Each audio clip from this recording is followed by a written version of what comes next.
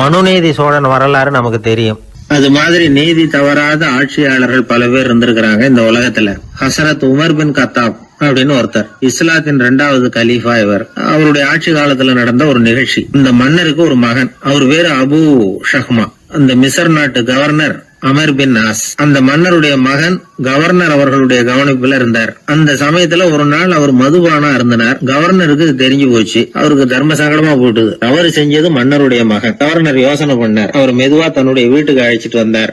அதிகமா அவரை கஷ்டப்படுத்தாம ஒரு சின்ன தண்டனை கொடுத்து பிரச்சனையை தீர்த்துட்டார். ஏதோ பேருக்கு ஒரு தண்டனை, அவ்வளவுதான். இது நடந்து கொஞ்ச நாள் கழிச்சு மன்னருக்கு இந்த விஷயம் தெரிஞ்சு போச்சு. தன்னுடைய மகன்கிறதுனால கவர்னர் லேசான தண்டனையோட விட்டுட்டார் அப்படிங்கறத புரிஞ்சுக்கிட்டார். உடனே கவர்னருக்கு தகவல் அனுப்பினார். அமர் பின் ஆஸ் அவர்களே, என்னுடைய மகன் மதுபான அருந்தி இருக்கிறான். அது உங்களுக்கு தெரிஞ்ச உடனே தண்டனை கொடுத்திருக்கிறீங்க. கலீஃபாவின் மகன்கிற காரணத்தினால குறைவான தண்டனையை கொடுத்ததாக கேள்விப்படுறேன். இது ஷரியத்தின்படி மாபெரும் குற்றம். உங்களுடைய நடத்தையும் மன்னிக்க கூடியதல்ல.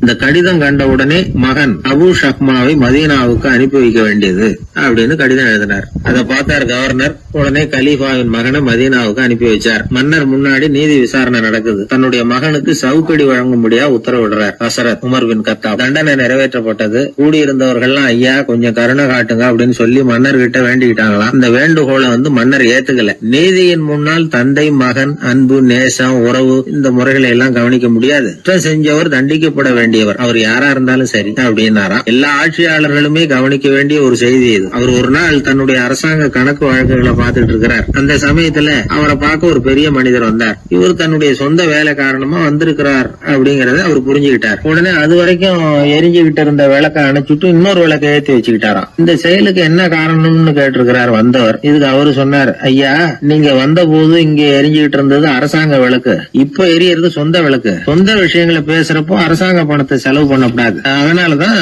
விளக்க மாத்தினேன் அப்படின்னாராம். இப்படிலாம் பல பேர் இந்த உலகத்துல இருந்திருக்கிறாங்க. ஆனா இப்ப எல்லாம் பல பேர் அப்படி இருக்கிறது இல்ல. ஒருத்தர் அப்படிதான் அரசாங்க விஷயங்களை பார்த்துக்கிட்டு உட்கார்ந்து இருக்கிறார். அந்த சமயத்துல ஒரு பெரிய தொழில் அதிபர் அவரை பார்க்க வந்திருக்கிறார். இவரு சடார்னு எழுந்திருச்சு எரிஞ்சுகிட்டு இருந்த விளக்க அணைச்சுட்டார். எங்கும் ஒரே இருட்டு. ஏன் விளக்க அணைச்சுட்டீங்கன்னு கேட்டிருக்கிறார் வந்தவர். இங்க நடக்கிறது மத்தவங்க கண்ணுல பற்றக்கூடாது அப்படிங்கறதுக்காக தான் விளக்க அணைச்சேன். நீங்க கொண்டு வந்திருக்கிறத அப்படி ஒரு ஓரமா வச்சுட்டு போடுங்க, அதுக்கப்புறமா விளக்க போட்டு நான் எடுத்துக்கிறேன் அப்படின்னாரா இவர்.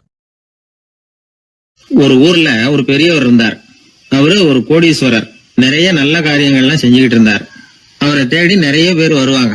இவரும் தன்னால முடிஞ்ச உதவியை அவங்களுக்கு செய்வார். ஒரு சமயம் 3 பிச்சைக்காரர்கள் இவரை தேடி வந்தாங்க.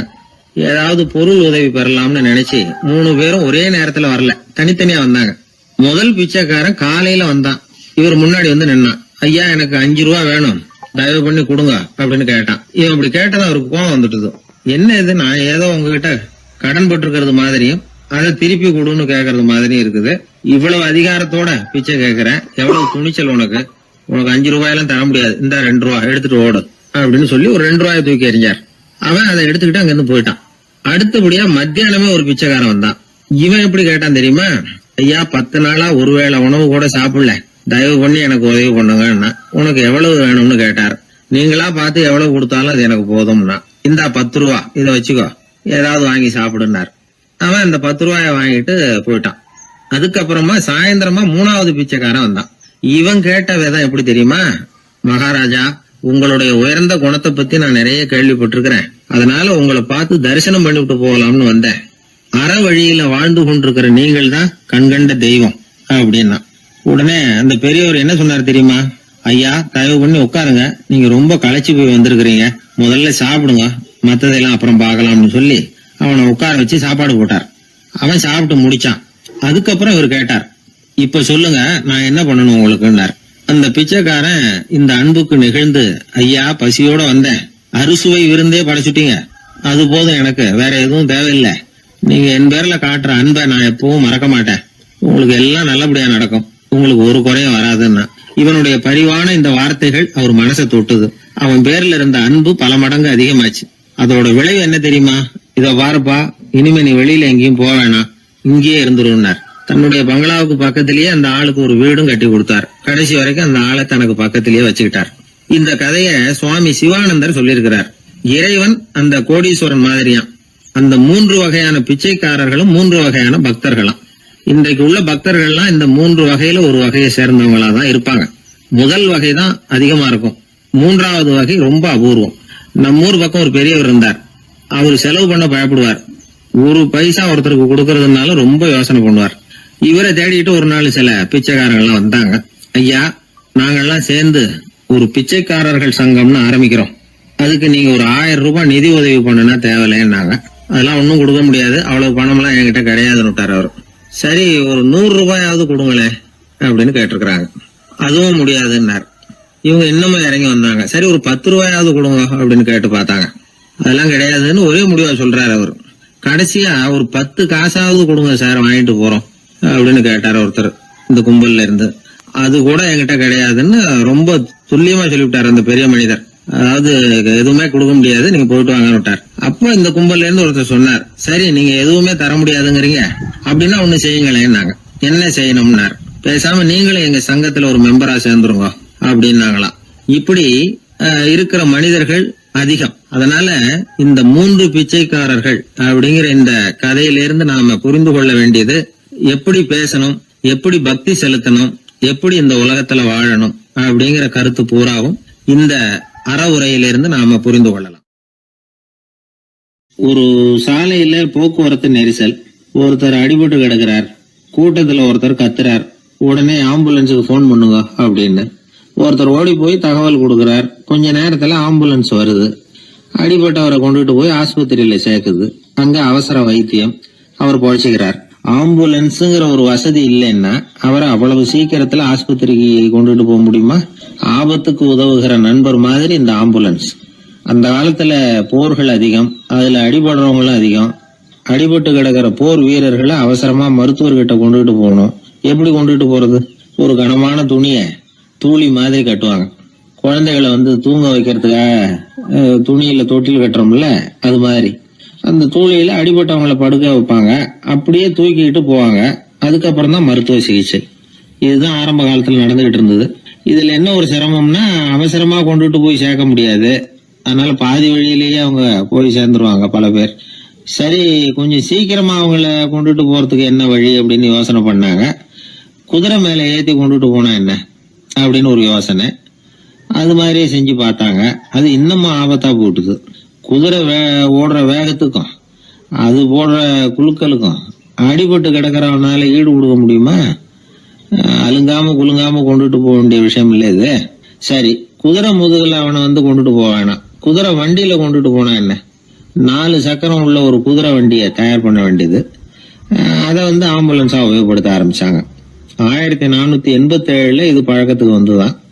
இது கொஞ்சம் சௌரியமா தெரிஞ்சுது. அதனால 1792 வரைக்கும் இந்த முறைதான் நீடிச்சுதான். ஒரு பிரெஞ்சு மருத்துவர், அவர் பேர் பேரன் டொமினிக். அவர் என்ன பண்ணாருன்னா, குதிரை வண்டியில படுக்கை வசதியை ஏற்படுத்தினார். முதல் உதவி செய்யறதுக்கு தேவையானதையெல்லாம் அதுல வச்சார். எங்கேயாவது ஒருத்தர் காயம் போட்டிருக்காருன்னு தெரிஞ்சதுன்னா அங்கேயே போய் வேண்டிய உதவிகளை பண்ணார். தன்னார்வ தொண்டர்களையும் இந்த பணியில அவர் ஈடுபடுத்தினாராம். 1864 ஜெனீவா ஒப்பந்தம் ஏற்பட்டது இல்லையா, அப்பதான் ஆம்புலன்ஸ் சர்வீஸுக்கு மோட்டார் வாகனங்களையும் பயன்படுத்தலாம் அப்படின்னு முடிவு பண்ணிருக்கிறாங்க.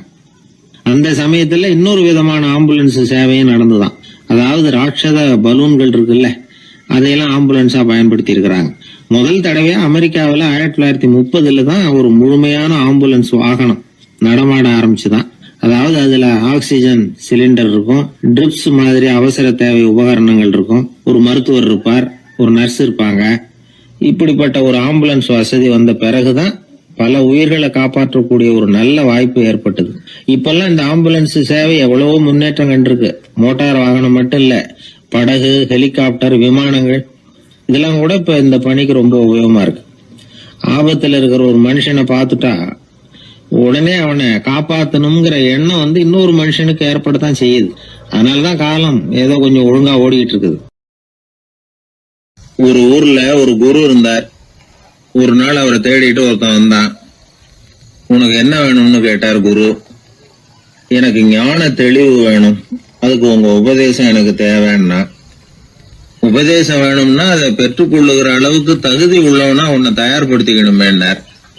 அதுக்கு நான் என்ன செய்யணும் சொல்லுங்கன்னா, முதல்ல நீ செய்ய வேண்டியது என்னன்னா, உங்ககிட்ட இருக்கிற எல்லா கெட்ட குணங்களையும் விட்டுட்டு 1 வருஷம் கழிச்சு வா, அப்புறம் பாக்கலான்னாரு. அவ்வளவுதானே, சரின்னு சொல்லிவிட்டு அவன் போயிட்டான். 1 வருஷம் கழிச்சு வந்தான். அவன் அங்க வந்து சேர்ந்த சமயத்துல அந்த ஆசிரமத்தின் மண் தரைய ஒரு வேலைக்காரன் பெருக்கி சுத்தம் பண்ணிட்டு இருக்கிறான். அந்த மண் தரையிலிருந்து எழுந்த புழுதி அதிகமா இருந்தது. அது காத்துல கலந்தது. சீடனையே மறைக்கிற அளவுக்கு ஆயிட்டுது. ஒரே புழுதி மயம். சீடனுக்கு கோபம் வந்துட்டுது. அந்த வேலைக்காரனை அடிக்கிறதுக்காக கைய வாங்கிட்டு போனான்.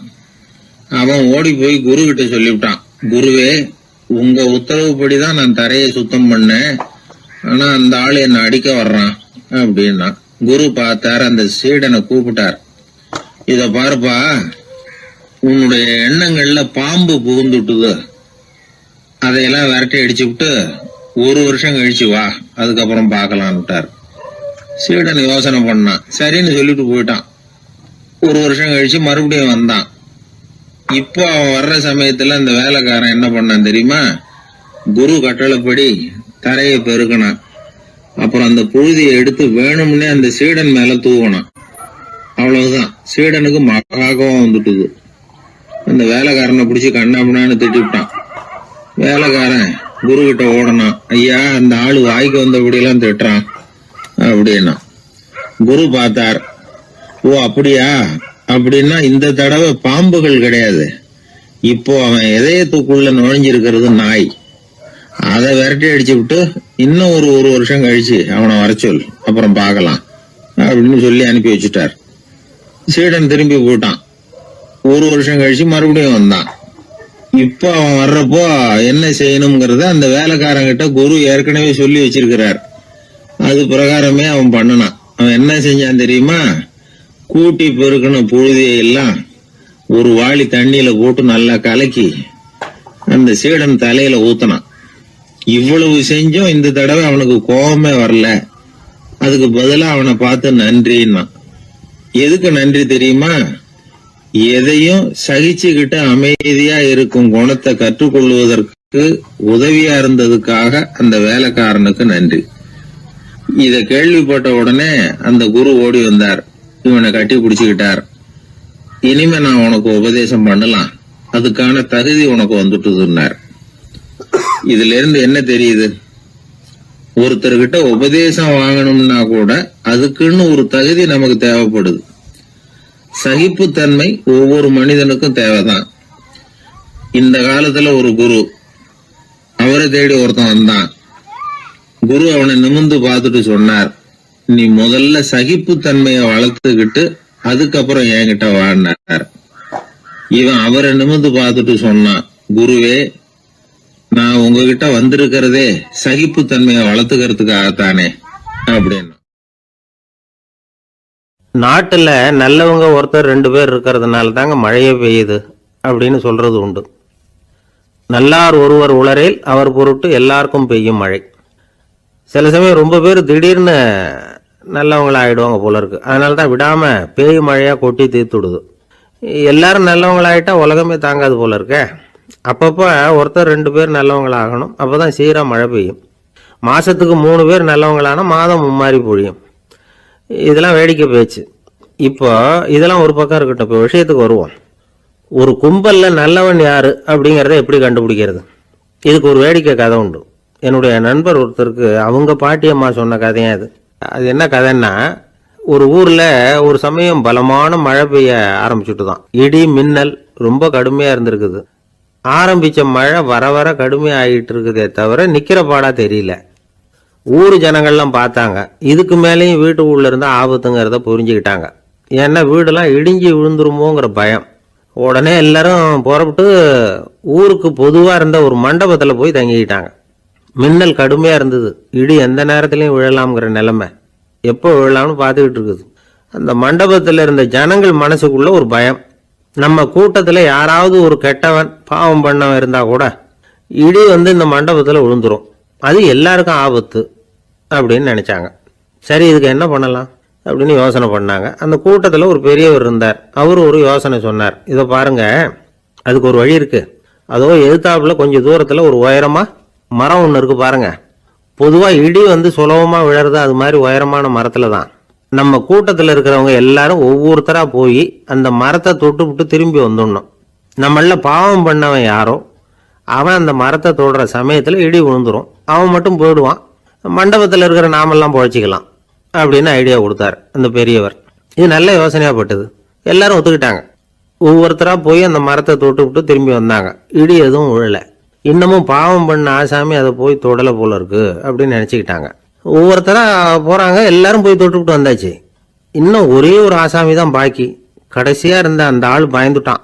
இது வரைக்கும் இடி விழலைன்னா இப்ப என்ன அர்த்தம்?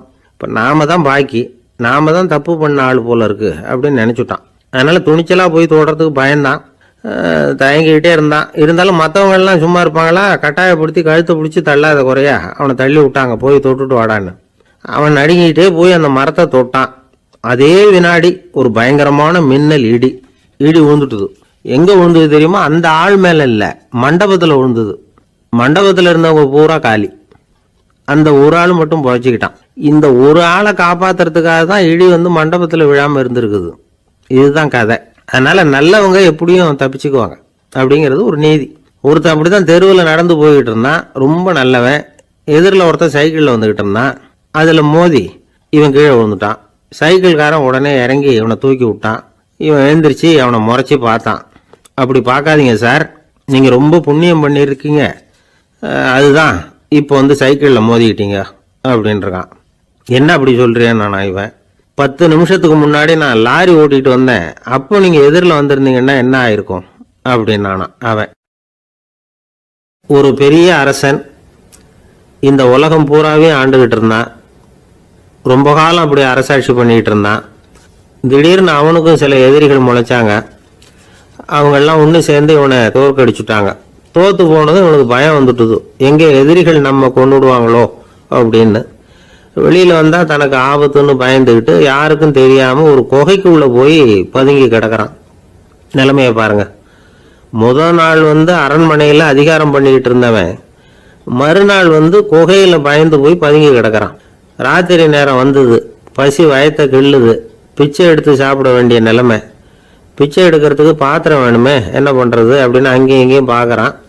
ஒரு மூலையில யாரோ விட்டுட்டு போன ஒரு ஓடு கிடக்குது, அதை எடுத்துக்கிட்டு புறப்பட்டான். இருட்டில் வழி புரியல, ஏதோ ஒரு யூகத்துல காலை மெதுவா எடுத்து வச்சு நடந்து போயிட்டு இருக்கிறான். வழியில ஒரு கருப்பு நாய் படுத்து கிடந்தது. இருட்டில் அவன் இது கண்ணுக்கு சரியா தெரியல, அவனுக்கு தவறி போய் காலை வச்சுட்டான். அது மேல நாய் சும்மா இருக்குமா, வள்ளுன்னு விழுந்து கடிச்சு விட்டுது. காலை பார்க்கறான், காலத்தையும் நினைச்சு பார்க்கறான். அரண்மனையில வீரக்கழல் அணிந்த காலை உடைய மன்னா அப்படின்னு புகழ்வாங்களே புலவர்கள்லாம், ஆனா அது இன்னைக்கு நாய் கடிச்ச காலம் ஆயிட்டுது அப்படின்னு நினைக்கிறான். அது மட்டும் இல்ல, முன்னாடி எல்லாம் பொற்கிண்ணங்கள்ல தான் அவன் சாப்பிடுவான். ஆனா இப்போ உடைஞ்சு போன ஓட்டு, அது ஓட்டை கையில வச்சுக்கிட்டு நிக்கிறான். அதுல ஏதாவது யாராவது சாப்பாடு போடுவாங்களான்னு. முன்னாடி எல்லாம் நிறைய பேர் அரண்மனைக்கு வருவாங்க, அரசருக்கு காணிக்கைன்னு சொல்லி இவன் காலடியில கொண்டாந்து கொட்டுவாங்க. அப்போலாம் இவன் அந்த ஜனங்களுடைய முகத்தை திரும்பி கூட பாக்குறது இல்லை, ரொம்ப கர்வமா உட்காந்துருப்பான். அதே ஆளு இன்னைக்கு எல்லாரு கண்ணுலையும் படுறது மாதிரி பிச்சை எடுத்துக்கிட்டு இருக்கிறான். அப்போலாம் காணிக்கைகளை தன்னுடைய கையால வாங்குறது தனக்கு கௌரவ குறைச்சல்னு நினைச்சு தன்னுடைய வேலைக்காரங்களை விட்டு தான் அதை வாங்க சொல்லுவான். இப்போ பாத்தீங்கன்னா அவனே தன் கையாலேயே பிச்சை வாங்குறான்.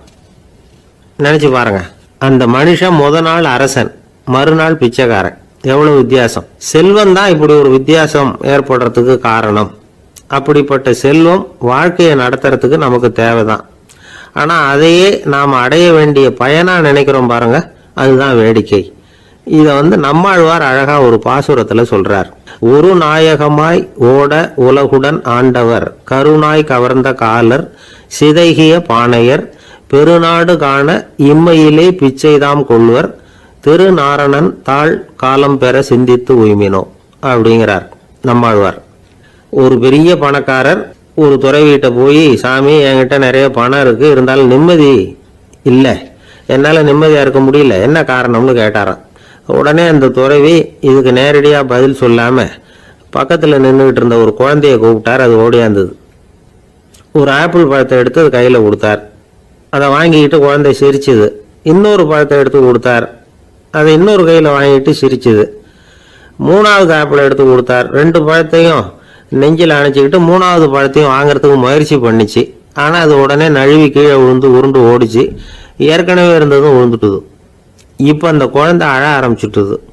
இப்போ அந்த துறவி பணக்காரர்கிட்ட சொன்னாராம், குழந்தைய கவனிச்சியா, 2 ஆப்பிள் போதும்னு அது நினைச்சிருந்தா இப்போ அது அழ வேண்டிய அவசியம் வந்திருக்குமா அப்படின்னாராம்.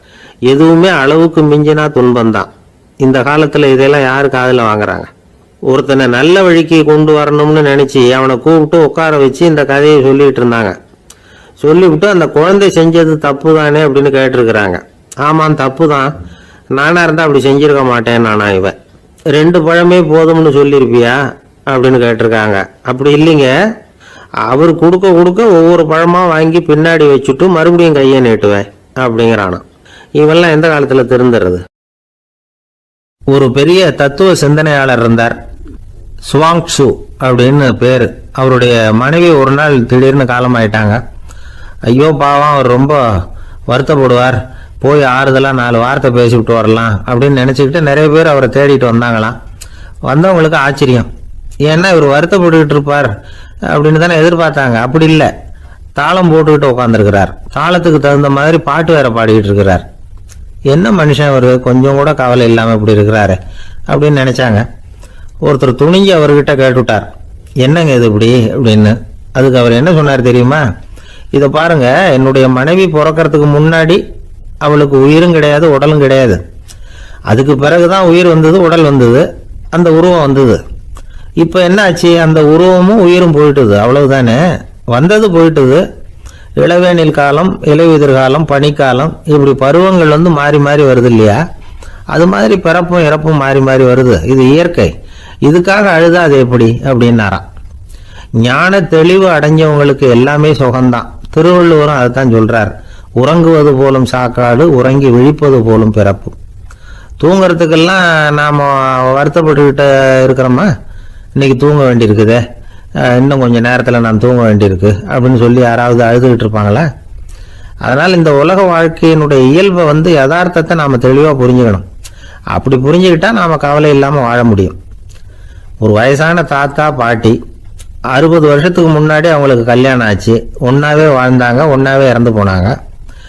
இப்போ அவங்க 2 பேரும் சொர்க்கத்துக்கு போய் சேர்ந்தாங்க. அங்கே எல்லா வசதியும் இருந்தது. ஒரு பெரிய பங்களாவே இவங்களுக்கு ஒதுக்கி கொடுத்தாங்களாம். இதுக்கு எவ்வளவு வாடகைன்னு கேட்டார் தாத்தா. வாடகையெல்லாம் கிடையாது, இலவசம் அப்படின்னார் அங்கே இருந்தவர். அந்த வீட்டுக்கு பின்னாடி ஒரு பெரிய புல்வெளி இருந்தது. இதில் விளையாட ஏதாவது கட்டணம் உண்டான்னு கேட்டிருக்கார் தாத்தா. அதெல்லாம் ஒன்றும் கிடையாது, பணம்லாம் கட்ட வேண்டியதில்லை அப்படின்னார் அவர். பக்கத்தில் ஹோட்டல் மாதிரி ஒரு பெரிய கட்டடம், உள்ள சாப்பாட்டு மேஜைகள், அது மேலே விதவிதமான பலகாரங்கள். சாப்பாட்டுக்கெல்லாம் எவ்வளவு அப்படின்னு விசாரிச்சாராம் தாத்தா. அதுதான் சொன்னேனே, இங்கே எல்லாமே இலவசம்தான், எது வேணும்னாலும் சாப்பிட்லாம், எவ்வளவு வேணும்னாலும் சாப்பிட்லாம் அப்படின்னாரா. நீங்கள் சொல்கிறீங்க அப்படி, ஆனால் நான் சர்க்கரை சேர்த்துக்கக்கூடாது, உப்பு சேர்த்துக்கக்கூடாது, பாட்டி கையால் எப்பவும் பத்திய சாப்பாடு தான் அப்படின்னாராம் தாத்தா. இதை பாருங்க, இங்கே உங்களுக்கு அந்த கவலையும் வேண்டியதில்லை. இங்கே நீங்கள் ஸ்வீட்டு சாப்பிட்லாம், காரம் சாப்பிட்லாம், உங்களுக்கு எந்த நோயும் வராது அப்படின்னாராம் அங்கே சொர்க்கத்தில் இருந்தவர். இதை கேட்ட உடனே அந்த தாத்தா பக்கத்தில் நின்ன பாட்டியை பார்த்து கத்தினாராம், அடி பாவி, எல்லாத்தையும் கெடுத்துட்டியே, நீ எனக்கு பத்திய சாப்பாடு போடாமல் கண்டதை திங்க விட்டுருந்தா 10 வருஷத்துக்கு முன்னாடியே நான் இங்கே சேர்ந்துருப்பேனே அப்படின்னாராம். ஒரு நாள் ஒரு 10-15 பள்ளிக்கூடத்து பிள்ளைங்க தேடிட்டு வந்தாங்க.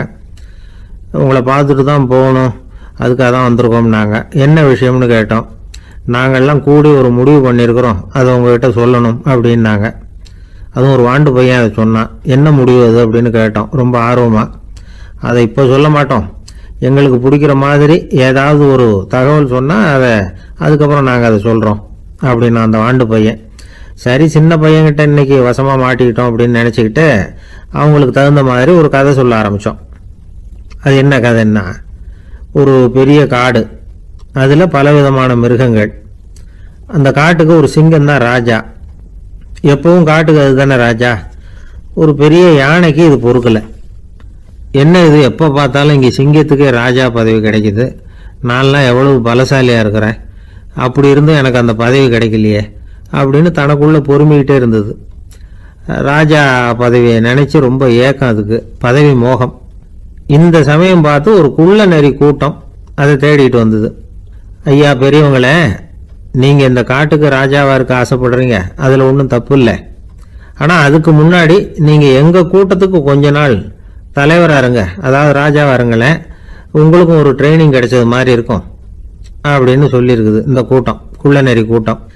இதை கேட்ட உடனே யானைக்கு ரொம்ப சந்தோஷம் தாங்கலை. அதுதான் எப்போன்னு பதவிக்காக காத்துக்கிட்டு இருக்குதே. இருந்தாலும் கொஞ்சம் பிகுவோட, சரி நீங்கள்லாம் இவ்வளோ தூரம் என்ன தேடிட்டு வந்து கேட்கறதுனால மறுக்க முடியல அப்படின்னு ரொம்ப ஏதோ அவளுக்கு சிரமப்பட்டு ஒத்துக்கிறது மாதிரி ஒத்துக்கிட்டது. ஏதோ உங்கள் ஆசைக்கு கட்டுப்படுறேன், கொஞ்ச நாள் உங்கள் கூட்டத்துக்கு ராஜாவாக இருக்கிறதுக்கு சம்மதிக்கிறேன் அப்படின்னுது. உடனே அந்த யானை ராஜ நட போட ஆரம்பிச்சிட்டுது. யானை சாதாரணமாக நடந்தாவே எப்படி இருக்குங்கிறது நமக்கு தெரியும். அதுவே ராஜ நட நடந்தால் எப்படி இருக்கும் கற்பனை பண்ணி பாருங்க. யானை முன்னாடி கம்பீரமாக போய்கிட்டு இருக்குது, தலைவர் இல்லையா, அதனால குள்ள நரிகள்லாம் ரொம்ப அடக்கமாக அது பின்னாடி அணிவகுத்து போயிட்டு இருக்குது. ராஜா வாழ்க, மன்னர் வாழ்க அப்படின்னு கோஷம் வேற. யானைக்கு தலைகால் புரியல, அவ்வளவு சந்தோஷம். அந்த யானைக்கு செருக்கு, ஆணவம் எல்லாம் ஏற்பட்டு போச்சு.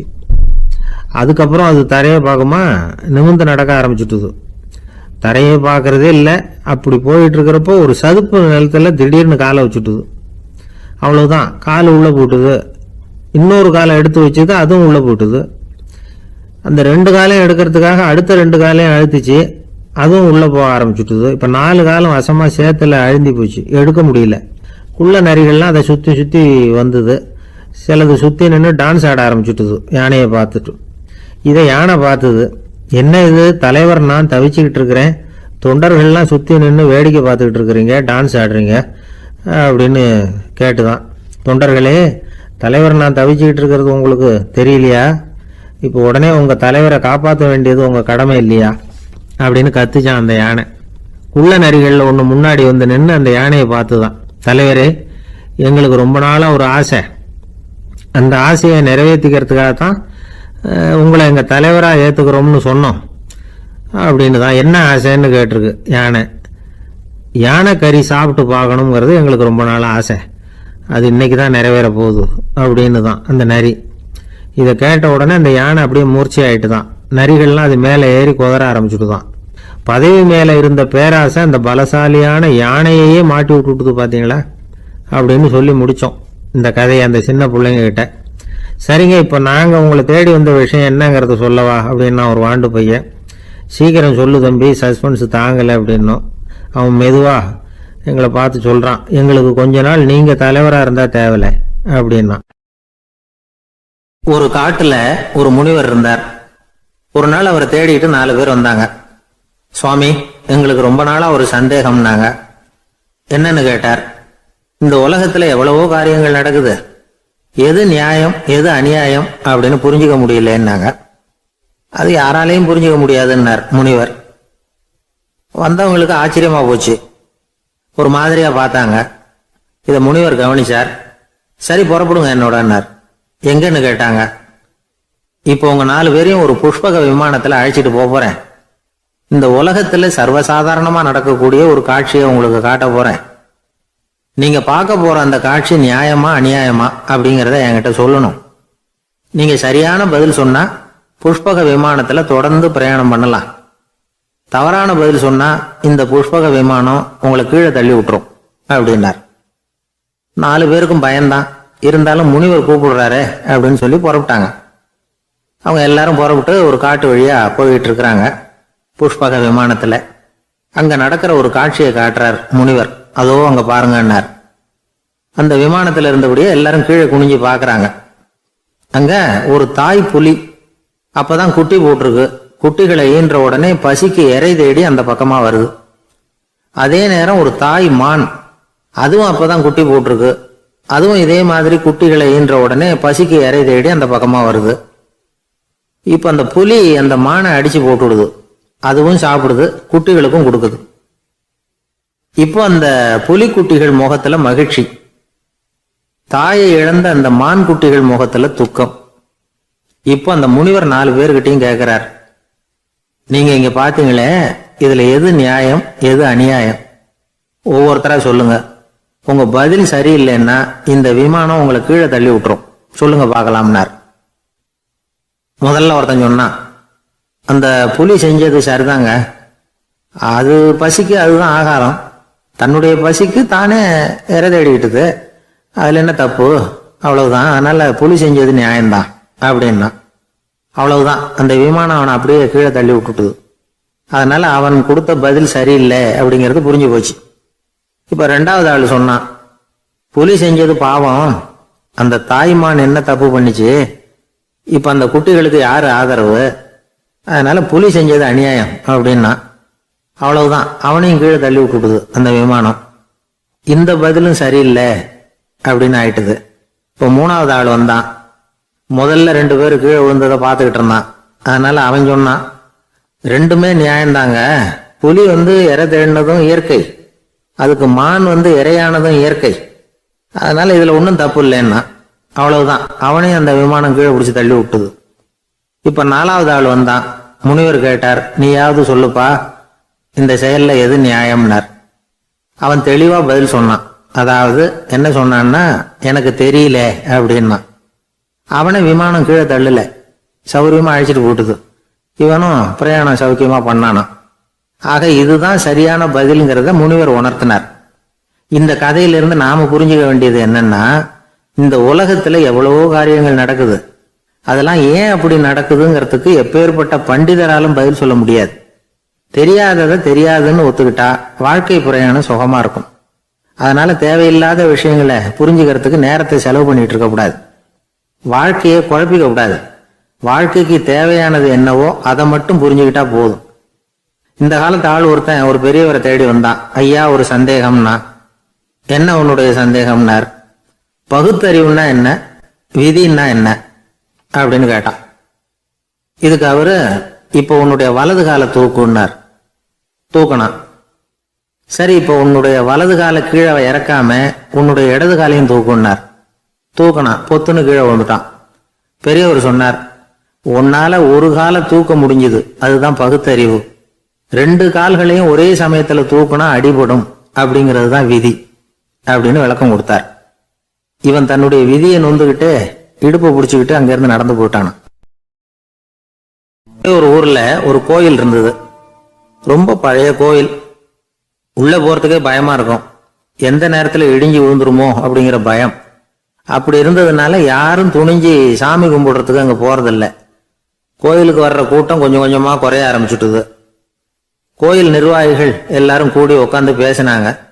என்ன பண்ணலாம்னு யோசனை பண்ணாங்க. எந்த இடம் மோசமா இருக்கோ அந்த இடத்த பழுது பார்த்தாங்க. அங்க எங்க வர்ணத்தை பூசி கொஞ்சம் அழகுபடுத்தி பார்த்தாங்க. ஏதோ இந்த ஊர்ல கோயில்னு ஒண்ணு இருக்கு, அது மக்களுக்கு தெரியணும் அப்படிங்கிறதுக்காகத்தான் இப்படிலாம் பண்ணாங்க. இருந்தாலும் கோவில் இருக்கிற நிலைமை மக்களுக்கு தெரியும். அதனால அங்க வர்றது குறைச்சிக்கிட்டாங்க அவங்க. ஒரு கட்டத்துல யாருமே வர்றதில்லை. நிலைமை அந்த அளவுக்கு ஆயிட்டுது. மறுபடியும் கோவில் நிர்வாகிகள் கூட்டம் நடந்தது. இந்த கூட்டம் கூட கோயிலுக்கு உள்ள நடக்கல, இடிஞ்சு விழுந்துருமோங்கிற பயம். அதனால வெளியில தான் உட்காந்து கூட்டத்தை நடத்தினாங்க. ஏன்னா உள்ள போறதுக்கு அவங்களுக்கும் துணிச்சல் கிடையாது. எந்த நேரமும் விழுந்துரும் போல இருந்தது அது. அது வழியா போறவங்க கூட வேகமா அந்த இடத்த கடந்து போக ஆரம்பிச்சுட்டாங்க. கோவில் நிர்வாகிகள் வெளியில உட்காந்து கூட்டம் போட்டாங்க இல்லையா, அந்த கூட்டத்துல 4 தீர்மானங்களை நிறைவேற்றினாங்க. அது என்ன 4 தீர்மானம்னா, முதல் தீர்மானம், இந்த கோவிலை இடிப்பது அப்படிங்கிற முடிவை இந்த கமிட்டி மிகவும் வருத்தத்துடன் ஏற்றுக்கொள்ளுகிறது அப்படின்னு நிறைவேற்றினாங்க. இதுக்கு பதிலா இன்னொரு கோவிலை உடனடியாக கட்டி முடிச்சுடணுங்கிறது 2வது தீர்மானம். 3வது தீர்மானம் என்ன தெரியுமா? பழைய கோவிலின் கதவுகள், அதிலிருந்து பிரிச்சு எடுக்கிற செங்கல், இதையே புது கோவில் கட்டுவதற்கு பயன்படுத்தி கொள்ள வேண்டியது. பழைய கோவில் இருந்த மாதிரியே அதே வடிவத்துல புது கோவிலையும் கட்ட வேண்டியது. பழைய கோவிலின் அஸ்திவாரத்தை அப்படியே வச்சுக்கிட்டு அதுக்கு மேல நாம கோவிலை கட்டிக்க வேண்டியது.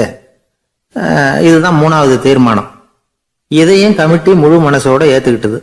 இது வரைக்கும் சரி. இப்ப அந்த கமிட்டி 4வதா ஒரு முக்கியமான தீர்மானத்தை கொண்டுகிட்டு வந்து அதையும் ஏகமனதா நிறைவேற்றி விட்டது. அது என்ன தீர்மானம்னா, புதிய கோவில் கட்டி முடிக்கிற வரைக்கும் பழைய கோவிலை இடிக்கிறதில்லை அப்படிங்கிற தீர்மானம். எப்படி இருக்குது பாருங்க இது. பழசை இடிக்காத வரையில அதே இடத்துல புதுசா எப்படி கட்ட முடியும்? பல விஷயங்கள்ல நாம நடந்துக்கிற முறையும் இப்படிதான் இருக்குதான். வாழ்க்கையில முன்னேறணும்னு ஆசைப்படுவோம். அதே நேரத்துல அந்த முன்னேற்றத்துக்கு எது தடையா இருக்கோ அதை விட்டு விடுறதுக்கும் மனசு வராது. வெளிநாட்டுல ஒரு பெரிய விருந்து நடந்துகிட்டு இருந்துதான். எல்லாரும் மது கோப்பையும் கையுமா அலைஞ்சுகிட்டு இருக்கிறாங்க. ஒருத்தர் மட்டும் கையில எதுவும் இல்லாம ரொம்ப நல்ல பிள்ளையா சாதுவா ஒரு ஓரமா தனியா உட்கார்ந்துருக்கிறார். அவர்கிட்ட நெருங்கி வாங்க மது சாப்பிடலாம் அப்படின்னு கூப்பிட்டாங்களாம். என்ன வற்புறுத்தாதீங்க, நான் என் மனசுக்குள்ள உறுதியா தீர்மானம் பண்ணிவிட்டேன் அப்படின்னாராம். என்ன தீர்மானம் பண்ணிருக்கீங்க அப்படின்னு கேட்டிருக்காங்க. ஏற்கனவே முழு போதையில் இருக்கும் பொழுது மறுபடியும் மது கோப்பையை தொடறதில்லை அப்படின்னு தீர்மானம் பண்ணிருக்கேன் அப்படின்னாராம். ஒரு ஊர்ல ஒரு பெரியவர் இருந்தார். ஒரு நாள் அவரை தேடி ஒருத்தர் வந்தார். ஐயா, நான் கடவுளை பரிபூர்ணமா நம்புறேன் அப்படின்னார். சரி, அந்த நம்பிக்கை உனக்கு எப்படி வந்ததுன்னு கேட்டார் இவர். அவர் சொல்ல ஆரம்பிச்சார். ஐயா, எனக்கு கல்யாணம் ஆகி 10 வருஷம் ஆச்சு. ஆனாலும் குழந்தை பாக்கியம் இல்லை. அதுக்கு என்ன காரணமா இருக்கும்னு நான் யோசனை பண்ணிட்டு இருந்தப்போ நண்பர் ஒருத்தர் ஒரு ஆலோசனை சொன்னார். உனக்கு மதப்பற்று இல்லை, எந்த கடவுளையுமே நம்ப மாட்டேங்கிற, அதுதான் காரணம். கடவுளை நம்பு, உனக்கு குழந்தை பாக்கியம் கிடைக்கும் அப்படின்னார். அவர் அப்படி சொன்னாரே தவிர எனக்கு சந்தேகம்தான். இருந்தாலும் அவர் சொன்னபடியும் நடந்துதான் பார்ப்போமே அப்படின்னு முடிவு பண்ணேன். கடவுளை நம்ப ஆரம்பிச்சேன். அந்த வருஷமே அழகான ஆண் குழந்தை பிறந்தது. எல்லாம் இறைவன் அருள் அப்படின்னார். இவர் இப்படி சொன்னதை கேட்டதும் அந்த பெரியவர் சொன்னார், நீ சொல்றதெல்லாம் சரிதான். இருந்தாலும் இந்த காலத்துல எந்த ஒரு காரியமா இருந்தாலும் அதை சோதனை செஞ்சு பார்த்துட்டு தான் ஒரு முடிவுக்கு வந்து சேர முடியும். அறிவுபூர்வமான முடிவு அதுவா தான் இருக்கும். அறிவியல் சோதனைகள் அப்படித்தான். ஒரு குறிப்பிட்ட விஷயத்தை பத்தி எத்தனை தடவை சோதனை பண்ணாலும் ஒரே முடிவு தான் கிடைக்கணும். அதுதான் சரியா இருக்கும். அதனால இப்ப மறுபடியும் ஒரு சோதனைன்னார். என்ன செய்யணும் அப்படின்னு கேட்டார் இவர். கடவுள்கிட்ட ஒரு பெண் குழந்தை வேணும்னு கேளு. முதல்ல ஆண் குழந்தையை கொடுத்தது மாதிரியே இப்போ ஒரு பெண் குழந்தையையும் கொடுக்கறாரா பார்க்கலாம் அப்படின்னார். சரின்னு சொல்லி இவர் அதே மாதிரி முயற்சி பண்ணினார். அதுக்கப்புறம் அவரு இந்த பெரியவர்கிட்ட வரவே இல்லை. கொஞ்ச காலம் கழிச்சு இவரே அவரை தேடிட்டு போய் கதவை தட்டினார். அவர் கதவை திறந்தார். என்ன ஆச்சு, கடவுள் கண் திறந்தாரா அப்படின்னு கேட்டார். அவரு, அந்த சமாச்சாரம்லாம் நமக்கு வேணாம் சார். முதல் தடவை அது ஏதோ தற்செயலா ஏற்பட்ட ஒரு சாதகம். இப்ப நீங்க 2வது தடவை சொன்ன பிறகு தினமும் கடவுளை வேண்டிக்கிட்டு தான் இருக்கிறேன், ஒன்னும் நடக்கல அப்படின்னார் ரொம்ப விரக்தியா. ஒரே ஒரு தோல்வியில உங்க நம்பிக்கையெல்லாம் பறந்து போயிடுது பாத்தீங்களா அப்படின்னார் அந்த பெரியவர். எல்லாம் நல்ல விதமா நடக்கிற வரைக்கும் நம்பிக்கை, எதிர்பார்த்தது தோல்வியில முடிஞ்சுட்டுதுன்னா அவநம்பிக்கை. மற்றவர்கள் பேர்ல வைக்கிற நம்பிக்கை எந்த நேரத்திலையும் விவகாரமாகி விடக்கூடிய சாத்தியம் உண்டு. நாம நம்பிக்கை வைக்க வேண்டியது நம்ம கிட்ட தான். நமக்குள்ள இருக்கிறார் கடவுள். எனவே நம்ம பேர்ல நாம வைக்கிற நம்பிக்கை தான் உண்மையான கடவுள் பக்தி. நிபந்தனையற்ற நம்பிக்கையா அது இருக்கணும். எல்லாம் நல்லபடியா நடந்துகிட்டு இருந்தா எந்த முட்டாளுக்கும் நம்பிக்கை வரத்தான் செய்யும் அப்படிங்கிறது ஒரு பெரிய ஒரு கருத்து. தியானத்தின் மூலமா தான் உனக்குள்ள ஆழமா தோண்டுனா உன்னுடைய அடி ஆழத்துல நம்பிக்கை வந்து அப்படி ஊற்றெடுக்கும், அதை பார்க்க முடியும் அப்படிங்கிறது பெரியவர்கள் சிந்தனை. ஒரு குழந்தை அப்பாவை பார்த்து என்னப்பா பண்றேன்னு கேட்டுதான். பிரார்த்தனை பண்ணிட்டு இருக்கிறேன்னாராம் அப்பா. பிரார்த்தனை பண்ணுனா என்ன கிடைக்கும் அப்படின்னு கேட்டுதான் குழந்தை. எல்லாம் கிடைக்கும் அப்படின்னாராம் அப்பா. நீ வச்சிருக்கிறிய பேனா அது கூட கிடைக்குமான்னு கேட்டுதான் குழந்தை. ஓ, கிடைக்குமேன்னு இருக்கார். அப்படின்னா அந்த பேனாவை என்கிட்ட கொடுத்துரு, நீ பிரார்த்தனை பண்ணி வேற பேனா வாங்கிக்கோ அப்படின்னு தான் அந்த குழந்தை. ஒரு வயசான பாட்டியும் தாத்தாவும் ஒரு பூங்காவில் உட்காந்து பேசிக்கிட்டு இருக்கிறாங்க. அவங்களுக்கு கல்யாணம் ஆகி 53 வருஷம் ஆச்சு. பிள்ளைங்கள்லாம் படிச்சு பெரிய பெரிய வேலையில இருக்கிறாங்க. பேரன் பேத்திகளும் நல்ல நிலைமையில இருக்கிறாங்க. இந்த தாத்தாவும் பாட்டியும் சிரிச்சு பேசிக்கிட்டு இருந்தத ஒரு பெரியவர் பார்த்தார். அவருக்கு ஆச்சரியமா இருந்தது. இந்த வயசுலயும் இவ்வளவு அந்யோன்யமா இவங்க பேசிக்கிட்டு இருக்கிறாங்களே அப்படின்னு நினைச்சார். சரி, நேரிலேயே கேட்டுருவோமே அப்படின்னு நினைச்சிட்டு கிட்ட போனார். உங்க மன வாழ்க்கையின் வெற்றிக்கான ரகசியம் என்ன அப்படின்னு கேட்டார். இதை கேட்டதும் அந்த தாத்தா சிரிச்சுக்கிட்டே பாட்டியை பார்த்தாராம். அதுக்கப்புறம் சொன்னாராம், நான் இந்த அம்மாவை கல்யாணம் பண்ணிட்டதுக்கும் எங்களுடைய இல்வாழ்க்கை இவ்வளவு நாளா பலம் குறையாம மகிழ்ச்சியா இருக்கிறதுக்கும் காரணம் ஒண்ணுதான். அது என்ன காரணம்னா, எங்களுக்கு இடையில பொதுவா நிறைய குறைகள் உண்டு, அதுதான் காரணம் அப்படின்னாராம். அவர் சொல்றது சரிதான் அப்படிங்கிறது மாதிரியே அந்த பாட்டியும் அவரை நிமிர்ந்து பார்த்தாங்களாம்.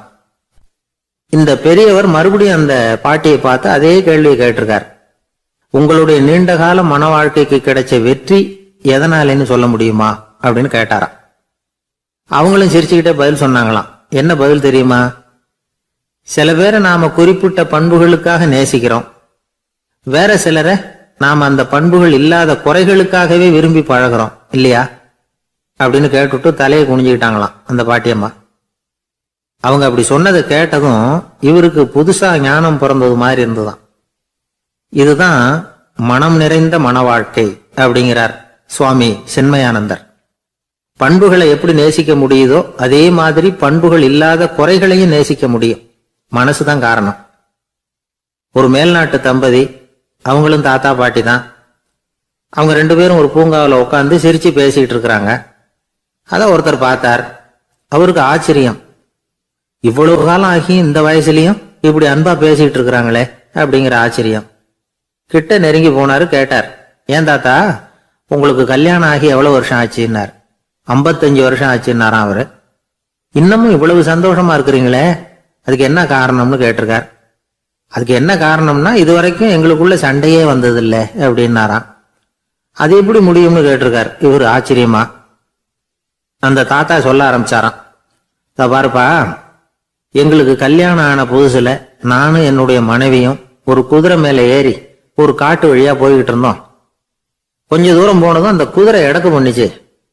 நான் உடனே கீழே இறங்கி அந்த குதிரையை பார்த்து, இது உனக்கு முதல் தடவை அப்படின்னு மிரட்டலா சொல்லிவிட்டு ஏறி உட்கார்ந்தேன். மறுபடியும் போனோம். கொஞ்ச தூரம் குதிரை நல்லபடியா நடந்து போச்சு. மறுபடியும் எடக்கு பண்ண ஆரம்பிச்சுட்டுது. நான் கீழே இறங்கினேன். கையில இருந்த சாட்டையால ஓங்கி ஒரு அடி கொடுத்தேன். இது உனக்கு 2வது தடவை அப்படின்னு சொல்லிவிட்டு ஏறி உட்கார்ந்தேன். மறுபடியும் குதிரை கொஞ்ச தூரம் நல்ல விதமா நடந்து போச்சு. அப்புறமும் எடக்கு பண்ண ஆரம்பிச்சுட்டுது. அந்த சமயத்துல ஒரு ஆற்று பாலத்தை கடந்து போயிட்டு இருக்கிறோம். நான் கீழே இறங்கினேன். என்னுடைய மனைவியையும் கீழே இறங்க சொன்னேன். அந்த குதிரையை பிடிச்சி அப்படியே ஆத்துல தள்ளி விட்டுட்டேன். தள்ளி விட்டுட்டு, இது உனக்கு கடைசி தடவை அப்படின்னு சொன்னேன். அதை பார்த்ததும் என் மனைவி பதறி போயிட்டாங்க. போய், ஐயோ பாவம், என்ன இப்படி பண்ணிவிட்டீங்க, உங்களுக்கு மனசுல கொஞ்சம் கூட இறக்கமே இல்லையா அப்படின்னாங்க. நான் மெதுவா இவங்க பக்கம் திரும்பி, இது உனக்கு முதல் தடவை அப்படின்னு. அவ்வளவுதான், அன்னையில இருந்து இன்னைய வரைக்கும் ஒரு நாள் கூட எங்களுக்குள்ள சண்டையே வந்ததில்லை அப்படின்னு விளக்கம் கொடுத்தார் அந்த தாத்தா. ஒரு ஆளு வேகமா நடந்து போய்கிட்டு இருந்தான். அவன் வேகமா நடக்கிறதுக்கு காரணம் வெயில் காலம், காலில் செருப்பு இல்லை, மணல் பாதை, அதுதான் வேகம். காலில் செருப்பும் இல்லாம கையில குடையும் இல்லாம அந்த ஆளு வெயில்ல நடந்து போய்கிட்டு இருக்கிறான். அந்த சமயத்துல இன்னொருத்தன் குதிரை மேல ஏறி அந்த வழியா வந்துகிட்டு இருக்கிறான். அவன் காலில் செருப்பும் இருந்தது, கையில குடையும் இருந்தது. நடந்து போய்கிட்டு இருந்தவன் அந்த குதிரை ஆசாமியை பார்த்து கேட்டான், ஐயா, நீங்களும் குதிரை மேல உட்காந்துக்கிட்டு போய்கிட்டு இருக்கிறீங்க, அப்படி இருக்கிறப்போ உங்களுக்கு அந்த செருப்பு என்னத்துக்கு, அதை எனக்கு கொடுத்து உதவலாமே அப்படின்னா. குதிரை மேல உட்காந்துருந்தவன் யோசனை பண்ணி பார்த்தான்.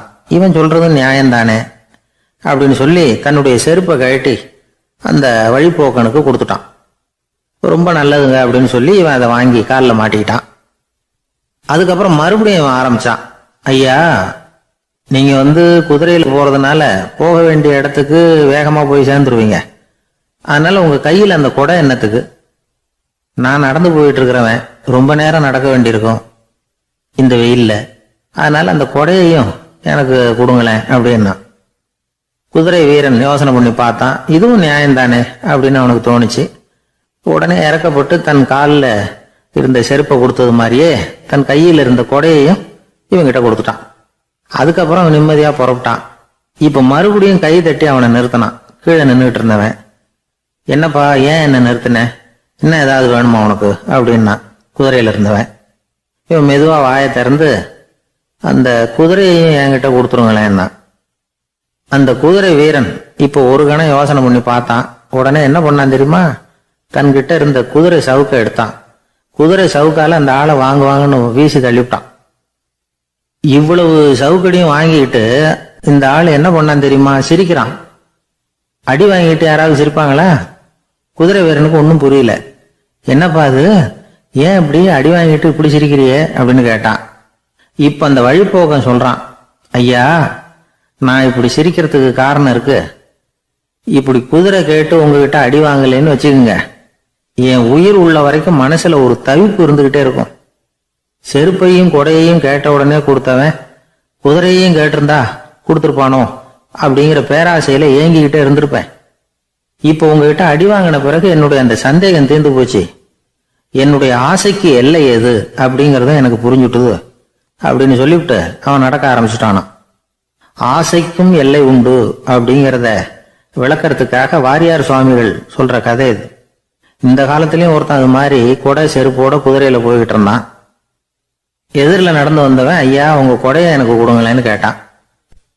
உடனே அவன் குதிரையிலிருந்து கீழே குதிச்சு அவனை சாட்டையால் அடிக்க ஆரம்பிச்சுட்டான். இன்னொருத்தர் அந்த வழியா வந்தவர் இதை பார்த்தார். ஏன்பா அவன் கேட்டான், உன்னால முடியலன்னா இல்லைன்னு சொல்லிட வேண்டியதுதானே, அதுக்காக ஏன் இப்படி அவனை போட்டு அடிக்கிறேன்னு கேட்டார். உங்களுக்கு விவரம் புரியாது சார், காலம் ரொம்ப கெட்டு போச்சு. கேட்டதை கொடுத்தேன்னு வச்சுக்கோங்க, இந்த குதிரையே என்னோடது, அவன் திருடிக்கிட்டு போறான் அப்படின்னு என் பேர்ல புகார் கொடுக்க ஆரம்பிச்சிருவான் சார் அப்படின்னா. அது எப்படி அவ்வளவு உறுதியா சொல்றேன்னு கேட்டார் அவரு. ஏற்கனவே அது மாதிரி ஒருத்தன் பேர்ல புகார் கொடுத்துட்டு தான் இந்த குதிரையை நான் தள்ளிட்டு வந்துகிட்டு இருக்கிறேன் அப்படின்னார். ஒரு ஊர்ல ஒரு குரு இருந்தார், ஜென் குரு. அவரை தேடிட்டு ஒரு மன்னர் வந்தார். வந்தவர் ஜப்பான் மன்னர். தோட்டக்கலையை பத்தி தெரிஞ்சுட்டு போறதுக்காக அவர் வந்தார். எப்படி தோட்டம் அமைக்கிறது அப்படிங்கறத பத்தி அந்த குரு விவரமா சொல்லி கொடுத்தாரு. ஒரு நாள் 2 நாள் இல்ல, 3 வருஷம் கத்து கொடுத்தார். அதுக்கப்புறம் சொன்னார், நான் கத்து கொடுத்துட்டேன், இனிமே நீங்க போகலாம், போய் தோட்டம் அமைக்கலாம், அதுதான் உங்களுக்கு பரிசை. தோட்டம் அமைச்ச பிறகு சொல்லி அனுப்புங்க, நான் வந்து பாக்குறேன். நீங்க இங்க என்னவெல்லாம் கத்துக்கிட்டீங்களோ அதையெல்லாம் அங்க செயல்முறையில செஞ்சு காட்டுங்க அப்படின்னு சொல்லி அனுப்பி வச்சார். மன்னர் போனார். அரண்மனைக்கு பக்கத்திலேயே ஒரு பெரிய தோட்டத்தை உண்டு பண்ணினார். அழகான மரங்களையும் செடிகளையும் உருவாக்கினாரு.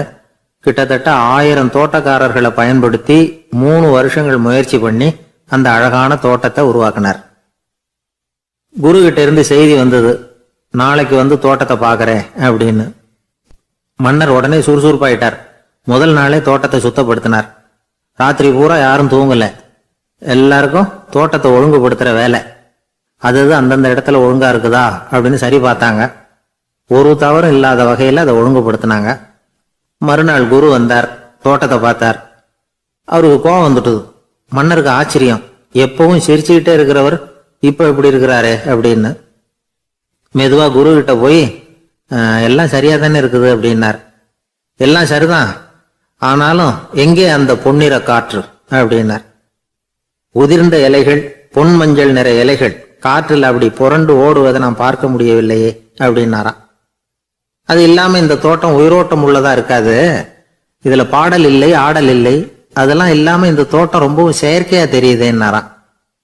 மன்னர் இப்பதான் யோசனை பண்ணார்.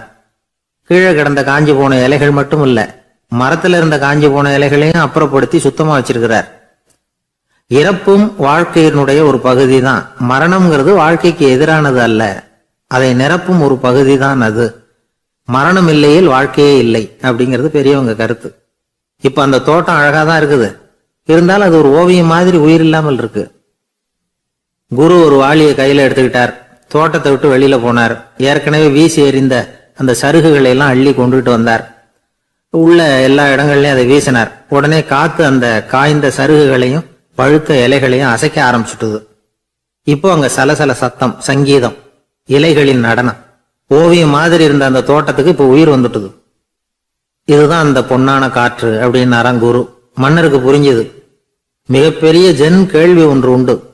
உம்மான் அப்படிங்கிற ஒரு பெரிய குருவை பார்த்து துறவி ஒருத்தர் கேட்டாராம், இலைகள் எல்லாம் கீழே விழுந்து மரங்கள் மொட்டையாக இருக்கும் பொழுது என்ன நடக்கும்? இதுதான் கேள்வி. இதுக்கு உம்மான் சொன்ன பதில் பொன்னான காற்று, தி கோல்டன் விண்ட் அப்படின்னாராம். இதுக்கு என்ன விளக்கம்னா, உன்னுடைய எண்ணங்கள் எல்லாம் உன்னுடைய மனசிலிருந்து கீழே விழுந்து உனது உள்ளுணர்வானது மொட்டையாக நிற்கும் நிலைதான் அது. உனது வேர்களின் அருகில் காற்று வீசுகிறது. எல்லா எண்ணங்களும் உன்னிலிருந்து வெகு தூரத்துக்கு புரண்டு கொண்டே சென்று விடுகிறது. நீ அவற்றை கடந்து விட்டால் நீ அவைகளுக்கெல்லாம் மேலெழுந்து கீழே பார்ப்பவனைப் போல நிற்க ஆரம்பித்து விடுவாய். அதுதான் தியானம் என்பது அப்படின்னு சொல்றாங்க. தியானம்ங்கிறது எண்ணத்துக்கு எதிரானது இல்ல, தியானம்ங்கிறது எண்ணங்களை கடந்து செல்வதுதான். அதுக்கப்புறம் நாம பொன்னிற காற்றுல ஆட ஆரம்பிச்சிருவோம். இதுதான் பெரியவர்கள் சொல்றது. என்கிட்ட ஒருத்தர் வந்து தோட்டம் அமைக்கணும்னு யோசனை கேட்டு வந்தார். எல்லாம் சொல்லி கொடுத்தேன். செடிகள்லாம் செழிப்பா வளரணும்னா வேறு காயாம பாத்துக்குங்க, தினமும் தண்ணி விடுங்க அப்படின்னு சொல்லி அனுப்பி வச்சேன். ஒரு மாசம் கழிச்சு ஒரு தோட்டத்தை பாக்குறதுக்காக போனேன். போய் பார்த்தா எல்லா செடியும் வாடி கிடக்குது. என்னங்க இப்படி பண்ணிவிட்டீங்கன்னு. நீங்க சொன்னபடிதான் செஞ்சேன்னார். என்ன செஞ்சீங்கன்னு கேட்டேன். வேறு காயாம பார்த்து சொன்னீங்க, தினமும் ஒரு தடவை எல்லா செடியையும் ஒவ்வொன்னா புடுங்கி பார்த்து வேறு காயாம இருக்கா அப்படின்னு பார்த்துட்டு அதுக்கப்புறம் தண்ணி பாய்ச்சனே, அவ்வளவுதான் அப்படின்னார்.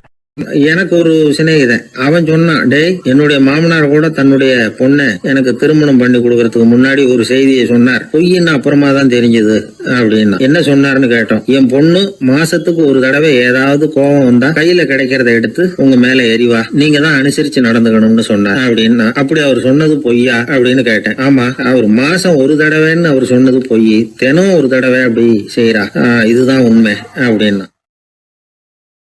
ஒரு சீடன் அந்த காலத்துல அஹிம்சைக்கு மரியாதை அதிகமா இருந்தது. இந்த காலத்துல இம்சைக்கு அதிக மரியாதை. ஒரு பெரியவர் இருந்தார். உண்மையை பத்தியும் சத்தியத்தை பத்தியும் நிறைய உபதேசம் எல்லாம் பண்ணார். அது பிரகாரமே நடந்தார். அவர் பின்னாடி நிறைய கூட்டம்லாம் இருந்தது. சீடர்கள் அதிகமா இருந்தாங்க. அவர் கொள்கைக்கு மரியாதை இருந்தது. ஆனா காலப்போக்கில் அந்த மரியாதை குறைஞ்சு போச்சு. அவர் பின்னாடி போன கும்பலும் குறைஞ்சு போச்சு. இது ஏன்? இப்படி ஒரு கேள்வி கேட்டார் ஒருத்தர். அதுக்கு பதில் சொல்ல வந்தார் ஒருத்தர். அவரு ஒரு கதையை சொன்னார். சீக்கிய கதை. அதாவது மகான் குருநானக் உபதேசம் பண்ணிக்கிட்டு இருந்த காலம். அவர் பின்னாடி ஏகப்பட்ட கூட்டம் போற இடமெல்லாம் மக்கள் வெள்ளம் அவர் பின்னாடியே போயிட்டு இருந்ததுதான். அவர் எந்த ஊருக்கு போனாலும் எல்லாரும் பின்னாடியே போனாங்க. இந்த கூட்டத்தையும் அவங்க கிட்ட இருக்கிற ஆர்வத்தையும் போனார் ஒருத்தர். அவரு குருநானக்கோட நண்பர். அவர் நேரா போய் குருநானக்க பார்த்தார். ஆகா, உங்களுக்கு தான் எத்தனை ஆயிரம் சீடர்கள் அப்படின்னார். குருநானக் இதை கேட்டுட்டு லேசா சிரிச்சார். அவ்வளவுதான், பதில் எதுவும் சொல்லல. கொஞ்ச நாள் கழிச்சு குருநானக் ஒரு ஊரை விட்டுட்டு இன்னொரு ஊருக்கு புறப்பட்டார். ஆயிரக்கணக்கான ஜனங்கள் பின்னாடி போனாங்க. சும்மா போல, குரு மகாராஜுக்கு ஜே அப்படின்னு கோஷம் போட்டுக்கிட்டே போறாங்க. ஒரு சாலை ஓரமா போய்கிட்டே இருக்கிறாங்க. திடீர்னு ஒரு இடத்துல ஆகாசத்துல இருந்து செப்பு காசுகள் மழை மாதிரி கொட்டுச்சு. கோஷம் போட்டுக்கிட்டு வந்தவங்க எல்லாம் பாதி பேர் உடனே கதைஞ்சு ஓடினாங்க. அவங்களுக்கு கிடைச்ச செப்பு காசையெல்லாம் பொறுக்கிக்கிட்டு மடியில கட்டிக்கிட்டு சொல்லிக்காம கொள்ளாம நழுவி போயிட்டாங்க.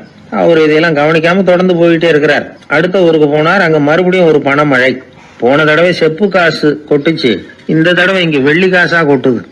இப்பவும் இருந்த கூட்டத்துல பாதி பேர் கும்பல் அப்படியே கலைஞ்சு ஓடி போய் முடிஞ்ச அளவுக்கு அதை பொறுக்கிட்டு அப்படியே ஓடிட்டாங்க.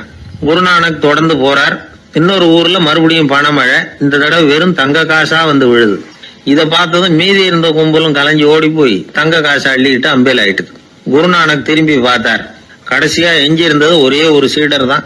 செப்பு காசு, வெள்ளி காசு, தங்க காசு எதையும் பொருட்படுத்தாம இவர் பின்னாடியே வந்துகிட்டு இருக்கிறார். நீதான்ப்பா என்னுடைய உண்மையான சீடன் அப்படின்னு சொல்லி அவரை வாழ்த்தி அவர்கிட்ட தன்னுடைய பணிகளை ஒப்படைச்சாராம் குருநானக். அவ்வளவுதான் அந்த கதை. அதை கேட்டதும் உண்மைக்கு ஏன் மரியாதை குறைஞ்சு போச்சுங்கிறது புரியுது. நல்லவங்க பின்னாடி போற கூட்டம் குறையறதுக்கு இதுதான் காரணம். காசு தான் முக்கியம்னு நினைக்கிறவங்க அதிகமாயிட்டாங்க இந்த காலத்துல.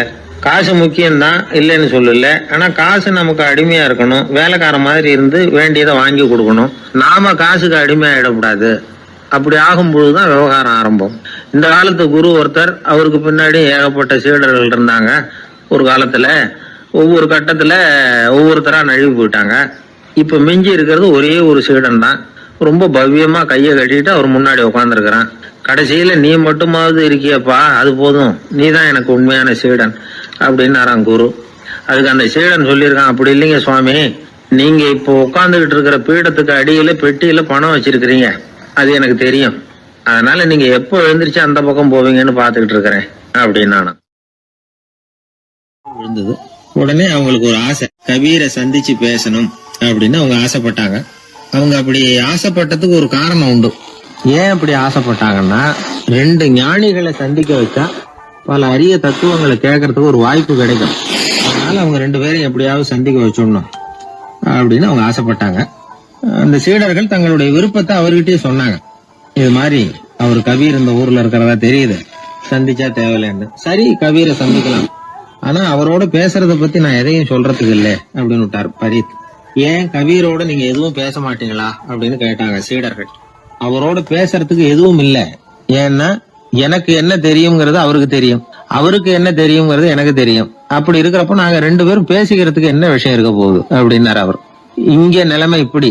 கபீர் இருக்கிற இடத்துல என்ன நடந்தது தெரியுமா? இது மாதிரி பரீத் காசிக்கு வந்திருக்கிறார் அப்படிங்கிற விஷயம் கபீரின் சீடர்களுக்கு தெரிஞ்சது. உடனே அவங்களும் நீங்க ஷேக் பரீத்தை சந்திச்சு பேசணும்னு அவர்கிட்ட கேட்க ஆரம்பிச்சாங்க. அதுக்கு கபீர் சொன்னாராம், நாங்க 2 பேரும் சந்திச்சுக்கிட்டா ஒருத்தர் கட்டி தழுவிக்குவோம், ஆனந்த கண்ணீர் வடிப்போம், வார்த்தைகளால பரிமாறிக்கிறதுக்கு எங்ககிட்ட எதுவும் இல்லை அப்படின்னாராம். இருந்தாலும் 2 பக்கத்துல இருந்த சீடர்களும் அப்படி நினைக்கல. எப்படியும் இவங்க சந்திச்சுக்கிட்டா கொஞ்சமாவது பேசாம இருக்க முடியாது, ஏதாவது பேசிக்குவாங்க அப்படின்னு நினைச்சாங்க. அதனால தொடர்ந்து வற்புறுத்தினாங்க. கபீர் பரீத்தை தன்னுடைய ஆசிரமத்துக்கு அழைச்சார். அந்த ஊரின் எல்லைக்கே போய் அவரை அழைச்சிட்டு வந்தார். 2 பேரும் சந்திச்சாங்க. ஒருத்தர் கட்டி பிடிச்சுக்கிட்டாங்க. ஒருத்தர் கைய ஒருத்தர் பிடிச்சபடியே ரொம்ப நேரம் நின்றுட்டு இருந்தாங்க. ஆனந்த கண்ணீர் வழிஞ்சுது. கபீர் ஆசிரமத்துல 2 பேரும் மௌனமா உட்கார்ந்துருக்காங்க. ஏதாவது பேசுவாங்கன்னு சொல்லி எதிர்பார்த்துக்கிட்டே 2 பக்கமும் சீடர்கள் காத்துக்கிட்டு இருக்கிறாங்க. பேசுங்கன்னு சொல்லியும் பார்த்தாங்க. அதை கேட்டதும் லேசா சிரிச்சாங்களே தவிர எதுவுமே பேசிக்கலையாம். ஒரு நாள் பூரா இப்படியே போயிட்டுது. அதுக்கப்புறம் பரீத் கபீர் கிட்ட விடைபெற்றுக்கிட்டு புறப்பட்டார். ஏன் நீங்க பேசல அப்படின்னு சொல்லி கபீரின் சீடர்கள் கேட்டாங்களாம். அதுக்கு கபீர் சொன்னார், நாங்க 2 பேரும் உணர்ந்ததை சொல்றதுக்கு வார்த்தைகள் கிடையாது. எல்லாமும் உணர்ந்த பரீத்து கிட்ட பேசுறதுக்கு என்கிட்ட எதுவும் இல்லை, அதனால பேசல அப்படின்னார். இதே மாதிரி பரீத்தின் சீடர்களும் அவர்கிட்ட கேட்டிருக்கிறாங்க, ஏன் நீங்க பேசலன்னு. எங்க 2 பேர்ல யாராவது ஒருத்தர் பேச ஆரம்பிச்சிருந்தாலும் அதை போல முட்டாள்தனம் வேற எதுவும் இருக்க முடியாதுன்னாரு அவரு. ஞானிகள் 2 பேரும் பேசி இருந்தா என்ன ஒரு தெளிவு கிடைக்குமோ அதை விட அதிகமான தெளிவு கிடைச்சதான் சீடர்களுக்கு. உண்மையின் வடிவமான பரம்பொருள் பேசப்பட வேண்டிய ஒன்றல்ல, அது உணரப்பட வேண்டிய ஒன்று அப்படிங்கறத அவங்க புரிஞ்சுக்கிட்டாங்களாம். ஒரு கணவனும் மனைவியும் ரொம்ப நாள் ஒருத்தர் பிரிஞ்சிருந்தாங்க. பல வருஷங்களுக்கு அப்புறம் அவங்க சந்திச்ச உடனே ஏதாவது பேசலாம்ல, பேசல. 2 பேருமே மௌனமா இருந்தாங்க. இந்த ஞானிகள் மாதிரி ஒருத்தர் ஆர்வமா பாத்துக்கிட்டாங்க, அவ்வளவுதான். அந்த கணவனை தனியா கூப்பிட்டுக்கிட்டு போய் ஒருத்தர் விசாரிச்சார், ஏன்பா இவ்வளவு நாள் கழிச்சு சந்திக்கிறீங்க, நீயாவது முதல்ல வாயை திறக்கப்படாதான்னார். அதுக்கு அவர் சொன்னார், ஏற்கனவே நான் வாயை திறந்ததுனால தானே சார் இவ்வளவு காலமும் பிரிஞ்சு இருக்கிறது மாதிரி ஆச்சு, அதனால அவசரப்படாம பொறுமையா இருக்கிறேன் அப்படின்னாராம். அதனால பேச்சு பெருசுதான், இருந்தாலும் மௌனம் அதை விட பெரியது அப்படிங்கறத ஒரு வாழ்வியல் உண்மையாக நாம புரிஞ்சுக்கணும். ஒரு சீடன் வெளியூர் புறப்படுறதுக்கு தயாரா இருந்தான். ரொம்ப தூரம் போக போறான். திரும்பி வர நாளாகும். புறப்படுறதுக்கான ஆயத்த வேலைகள்ல ஈடுபட்டிருந்தான். அந்த சமயம் பார்த்து இன்னொரு சீடன் அவங்கிட்ட வந்தான். நம்ம குரு உன்னை அழைச்சிட்டு வர சொன்னார், வா அப்படின்னு கூப்பிட்டான். இவன் உடனே புறப்பட்டு போனான். குருநாதரை பார்த்தான். அவர் காலில் விழுந்து வணங்கினான். வணங்கிட்டு எழுந்திரிச்சான். அவ்வளவுதான். குரு ஏதாவது உபதேசம் பண்ணுவாருன்னு எதிர்பார்த்தான். ஆனா நடந்தது என்ன தெரியுமா? குரு அவனுக்கு ஓங்கி ஒரு அடி கொடுத்தார். எதிர்பாராம இந்த அடியை வாங்கினதும் அந்த சீடன் அதிர்ந்து போயிட்டான். பக்கத்துல இருந்த மற்ற சீடர்களும் திகைச்சு போய் நின்னுட்டாங்க. அடி வாங்கின சீடனுக்கு மனசுக்குள்ள குழப்பம். நாம என்ன தப்பு பண்ணணும், புறப்படுற நேரத்துல இப்படி குரு கிட்ட அடி வாங்குற மாதிரி ஆயிட்டுதே அப்படின்னு நினைச்சு மனசுக்குள்ள ரொம்ப வேதனைப்பட்டான். கொஞ்சம் துணிச்சலை வரவழைச்சுக்கிட்டு குருநாதர்கிட்டயே கேட்டுட்டான், சுவாமி நான் என்ன தப்பு பண்ணினேன், என்ன இப்படி அடிச்சுட்டீங்களே, ஒரு வார்த்தை கூட உங்களை எதிர்த்து நான் பேசினது இல்லையே, இவ்வளவு காலமா உங்க விருப்பத்துக்கு விரோதமா ஒரு காரியம் கூட நான் செஞ்சது இல்லையே, வந்ததும் வராததுமா ஒண்ணுமே சொல்லாம என்ன அடிச்சுட்டீங்களே, குருவே நான் செஞ்ச குற்றம் தான் என்ன அப்படின்னு கண்ணீரோட பரிதாபமா கேட்டானா அந்த சீடன். ஆனா அந்த குரு முகத்துல கொஞ்சம் கூட கோபம் இல்லை. அவர் சிரிச்சுக்கிட்டே நின்றுகிட்டு இருந்தாராம். அதுக்கப்புறம் சொன்னாராம், என்னுடைய அருமை சீடனே, நீ ஒரு தவறும் பண்ணல. நான் உன்னை அடிச்சது நீ ஏதோ தப்பு பண்ணிவிட்டேங்கிறதுக்காக இல்ல, நீண்ட பயணம் போக போறேன், ஞாபகமா ஏதாவது கொடுத்து அனுப்ப வேணாமா, நீ ஞானம் பெற்ற பிறகுதான் திரும்பி வரப்போறேங்கிறது எனக்கு தெரியும், அதுக்கு பிறகு உன்னை அடிக்க முடியுமா, அதனால இப்ப கிடைச்சிருக்கிற இந்த வாய்ப்பை பயன்படுத்திக்கிட்டேன், அப்போதைக்கு இப்பவே அடிச்சுட்டேன், அவ்வளவுதான், வேற ஒண்ணும் இல்லை அப்படின்னாராம். குரு சிரிச்சுக்கிட்டே இப்படி சொல்றார். இருந்தாலும் இதுவும் ஒரு உபதேசம் தான். அதிர்ச்சிகளால விழிப்படைய வைக்கிறதும் ஒரு வழிதான். இது ஜென் வழி. பெரும்பாலும் அதிர்ச்சியின் மூலமாகவே ஞான தரிசனத்தை அருள்கிறவர்கள் தான் ஜென் குருமார்கள். நம்ம தியானம் தான் ஜென். இந்தியாவிலிருந்து சீனாவுக்கு போய் கொஞ்சம் பேர் மாறி வளம் பெற்று ஜப்பான்ல ஜென் ஆகி வளர்ந்துருக்குது, அவ்வளவுதான். ஜென்கிறது தியானம். எதை நினைச்சும் தியானிக்கிறது இல்ல, எல்லாத்திலையும் தியானம் இருக்கிறதா சொல்லுது ஜென். பேசுறது, இருக்கிறது, நடக்கிறது, சாப்பிடுறது, சிரிக்கிறது, தூங்குறது, தொழில் செய்யறது அல்லது சும்மா இருக்கிறது எல்லாமே தியானம் தான். ஜென்கிறது ஒரு சுய தரிசனம், தன்னைத்தானே அடையாளம் கண்டுகொள்கிறது தான். அது இல்லாத எதையும் தேடி கண்டுபிடிக்கிறது இல்ல. சென் மார்க்கத்தை பத்தி ஓஷோ என்ன சொல்றாரு தெரியுமா? காணாமல் போன தன்னுடைய மூக்கு கண்ணாடி தன்னுடைய மூக்கின் மேல் இருப்பதை கண்டுகொள்வது போன்றது சென் அப்படிங்கிறார்.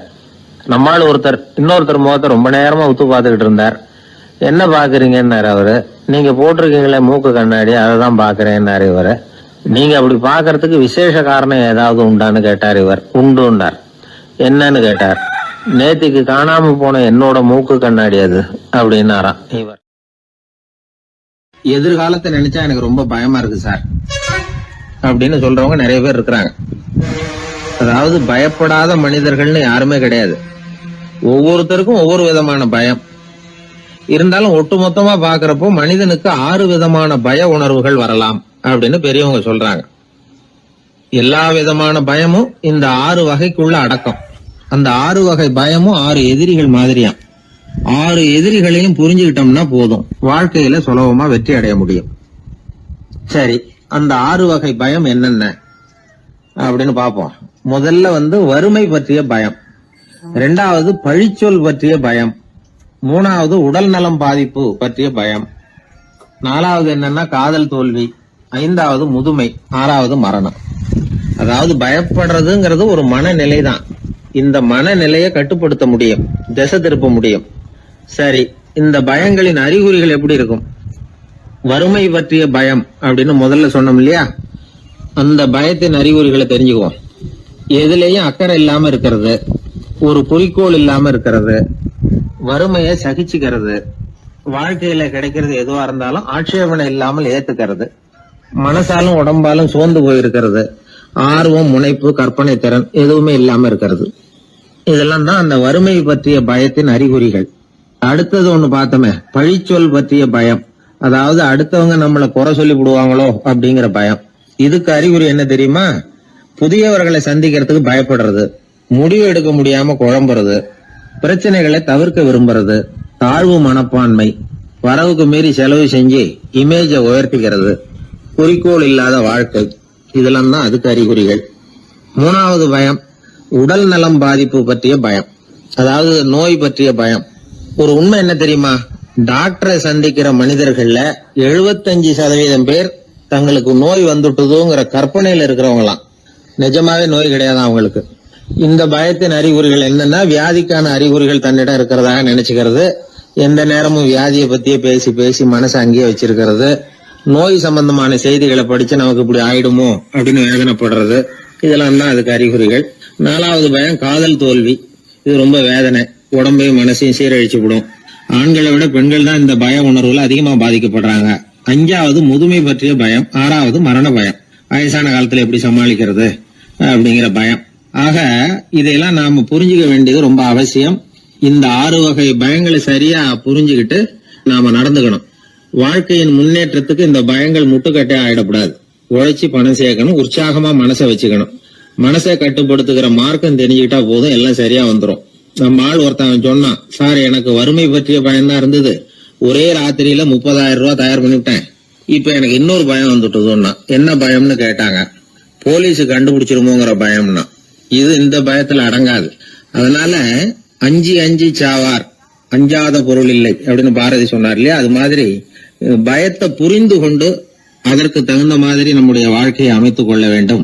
அப்படி அமைத்துக் கொள்ளுகிறவர்களுக்கு வெற்றி நிச்சயம். ஒரு ஊர்ல ஒரு குரு இருந்தார், ஜென் குரு. அவரை தேடிட்டு ஒரு மன்னர் வந்தார். வந்தவர் ஜப்பான் மன்னர். தோட்டக்கலையை பத்தி தெரிஞ்சுட்டு போறதுக்காக அவர் வந்தார்.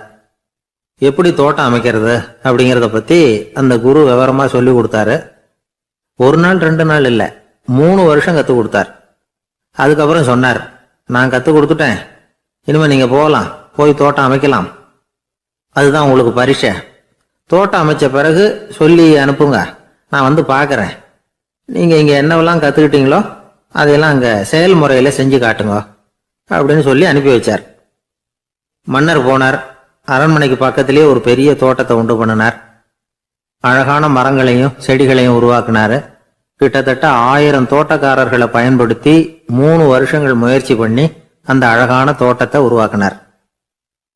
குரு கிட்ட இருந்து செய்தி வந்தது, நாளைக்கு வந்து தோட்டத்தை பாக்குறேன் அப்படின்னு. மன்னர் உடனே சுறுசுறுப்பாயிட்டார். முதல் நாளே தோட்டத்தை சுத்தப்படுத்தினார். ராத்திரி பூரா யாரும் தூங்கல. எல்லாருக்கும் தோட்டத்தை ஒழுங்குபடுத்துற வேலை. அது அந்தந்த இடத்துல ஒழுங்கா இருக்குதா அப்படின்னு சரி பார்த்தாங்க. ஒரு தவறும் இல்லாத வகையில அதை ஒழுங்குபடுத்தினாங்க. மறுநாள் குரு வந்தார், தோட்டத்தை பார்த்தார். அவருக்கு கோபம் வந்துட்டுது. மன்னருக்கு ஆச்சரியம், எப்பவும் சிரிச்சுக்கிட்டே இருக்கிறவர் இப்ப எப்படி இருக்கிறாரே அப்படின்னு. மெதுவா குரு கிட்ட போய் எல்லாம் சரியா தானே இருக்குது அப்படின்னார். எல்லாம் சரிதான், ஆனாலும் எங்கே அந்த பொன்னிற காற்று அப்படின்னார். உதிர்ந்த இலைகள், பொன் மஞ்சள் நிற இலைகள் காற்றில் அப்படி புரண்டு ஓடுவதை நான் பார்க்க முடியவில்லையே அப்படின்னாராம். அது இல்லாம இந்த தோட்டம் உயிரோட்டம் உள்ளதா இருக்காது, இதுல பாடல் இல்லை, ஆடல் இல்லை, அதெல்லாம் இல்லாம இந்த தோட்டம் ரொம்பவும் செயற்கையா தெரியுதுன்னாராம். மன்னர் இப்பதான் யோசனை பண்ணார். கீழே கிடந்த காஞ்சி போன இலைகள் மட்டும் இல்ல, மரத்துல இருந்த காஞ்சி போன இலைகளையும் அப்புறப்படுத்தி சுத்தமா வச்சிருக்கிறார். இறப்பும் வாழ்க்கையினுடைய ஒரு பகுதி தான். மரணம்ங்கிறது வாழ்க்கைக்கு எதிரானது அல்ல, அதை நிரப்பும் ஒரு பகுதி தான் அது. மரணம் இல்லையில் வாழ்க்கையே இல்லை அப்படிங்கிறது பெரியவங்க கருத்து. இப்ப அந்த தோட்டம் அழகாதான் இருக்குது, இருந்தாலும் அது ஒரு ஓவியம் மாதிரி உயிர் இல்லாமல் இருக்கு. குரு ஒரு வாளியை கையில எடுத்துக்கிட்டார், தோட்டத்தை விட்டு வெளியில போனார். ஏற்கனவே வீசி எறிந்த அந்த சருகுகளை எல்லாம் அள்ளி கொண்டுகிட்டு வந்தார். உள்ள எல்லா இடங்கள்லயும் அதை வீசினார். உடனே காத்து அந்த காய்ந்த சருகுகளையும் பழுத்த இலைகளையும் அசைக்க ஆரம்பிச்சுட்டுது. இப்போ அங்க சலசல சத்தம், சங்கீதம், இலைகளின் நடனம், ஓவியம் மாதிரி இருந்த அந்த தோட்டத்துக்கு இப்போ உயிர் வந்துட்டுது. இதுதான் அந்த பொன்னான காற்று அப்படின்னாராம் குரு. மன்னருக்கு புரிஞ்சுது. மிகப்பெரிய ஜென் கேள்வி ஒன்று உண்டு. உம்மான் அப்படிங்கிற ஒரு பெரிய குருவை பார்த்து துறவி ஒருத்தர் கேட்டாராம், இலைகள் எல்லாம் கீழே விழுந்து மரங்கள் மொட்டையாக இருக்கும் பொழுது என்ன நடக்கும்? இதுதான் கேள்வி. இதுக்கு உம்மான் சொன்ன பதில் பொன்னான காற்று, தி கோல்டன் விண்ட் அப்படின்னாராம். இதுக்கு என்ன விளக்கம்னா, உன்னுடைய எண்ணங்கள் எல்லாம் உன்னுடைய மனசிலிருந்து கீழே விழுந்து உனது உள்ளுணர்வானது மொட்டையாக நிற்கும் நிலைதான் அது. உனது வேர்களின் அருகில் காற்று வீசுகிறது. எல்லா எண்ணங்களும் உன்னிலிருந்து வெகு தூரத்துக்கு புரண்டு கொண்டே சென்று விடுகிறது. நீ அவற்றை கடந்து விட்டால் நீ அவைகளுக்கெல்லாம் மேலெழுந்து கீழே பார்ப்பவனைப் போல நிற்க ஆரம்பித்து விடுவாய். அதுதான் தியானம் என்பது அப்படின்னு சொல்றாங்க.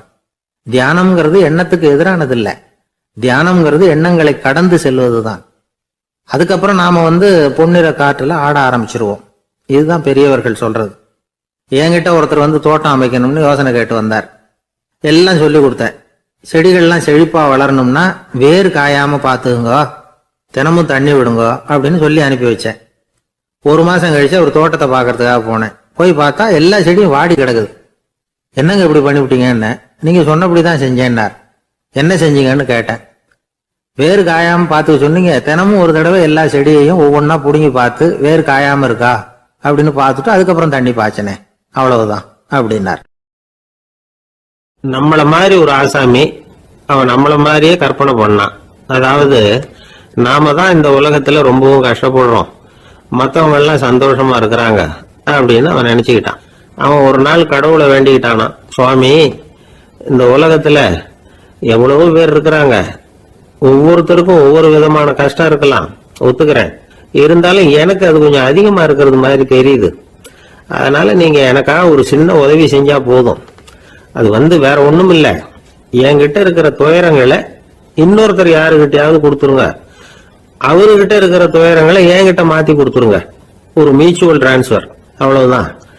அப்படி பண்ணிவிட்டா போதும் அப்படின்னு வேண்டிக்கிட்டானான். அன்னைக்கு ராத்திரியே அவன் ஒரு கனவு கண்டிருக்கான். வானத்திலிருந்து ஒரு குரல் கேட்டிருக்கு. அது என்ன சொல்லிச்சு தெரியுமா? ஏ ஜனங்களே, எல்லாரும் அவங்க கஷ்டங்களை ஒரு பையில போட்டு எடுத்துக்குங்க. அப்படி எடுத்துக்கிட்டு நேரா இந்த ஊர் எல்லையில இருக்கிற கோயிலுக்கு சேருங்க அப்படின்னு அந்த குரல். ஆஹா, கடவுள் நம்ம பிரார்த்தனைக்கு செவி சாய்ச்சுட்டார் அப்படின்னு சந்தோஷப்பட்டான் இவன். உடனே என்ன பண்ணான், தன்கிட்ட இருந்த கஷ்டத்தையெல்லாம் ஒரு சாக்கு பையில போட்டு எடுத்துக்கிட்டான். வீட்டை விட்டு வெளியில வந்தான். தெருவுல இறங்கி நடக்கிறான். அங்க பார்த்தா ஏகப்பட்ட பேர் ஆளுக்கு ஒரு பைய தூக்கிக்கிட்டு கோயிலுக்கு போயிட்டு இருக்கிறாங்க. சில பேர் மூட்டையா கட்டி தலையில சுமந்துக்கிட்டு போயிட்டு இருக்கிறாங்க. இவன் பார்த்தான். இவனுக்கு ரொம்ப ஆச்சரியமா இருந்தது. ஏன்னா எல்லாரும் வச்சிருக்கிற பைய இவன் பைய விட பெருசா இருந்தது. இவன் பை தான் இருக்கிறதுலயே கொஞ்சம் சின்னதா தெரிஞ்சது. இப்ப அவன் மறுபடியும் சாமியை வேண்டிக்கிட்டான், கடவுளே இப்ப உள்ள சூழ்நிலையை கவனிச்சா என்கிட்ட இருக்கிற பைய பரவாயில்லன்னு தோணுது. அதனால வேற பை எதையும் மாத்த வேணாம், இதுவே பரவாயில்ல. இந்த பையோட திரும்பி வீட்டுக்கு போனா போதும்னு நினைக்கிறேன் அப்படின்னு ஏதோ நினைக்க ஆரம்பிச்சுட்டாங்க. எல்லாரும் கோயிலுக்கு போய் சேர்ந்தாங்க. கோயில்ல அந்த குரல் மறுபடியும் கேட்டுது.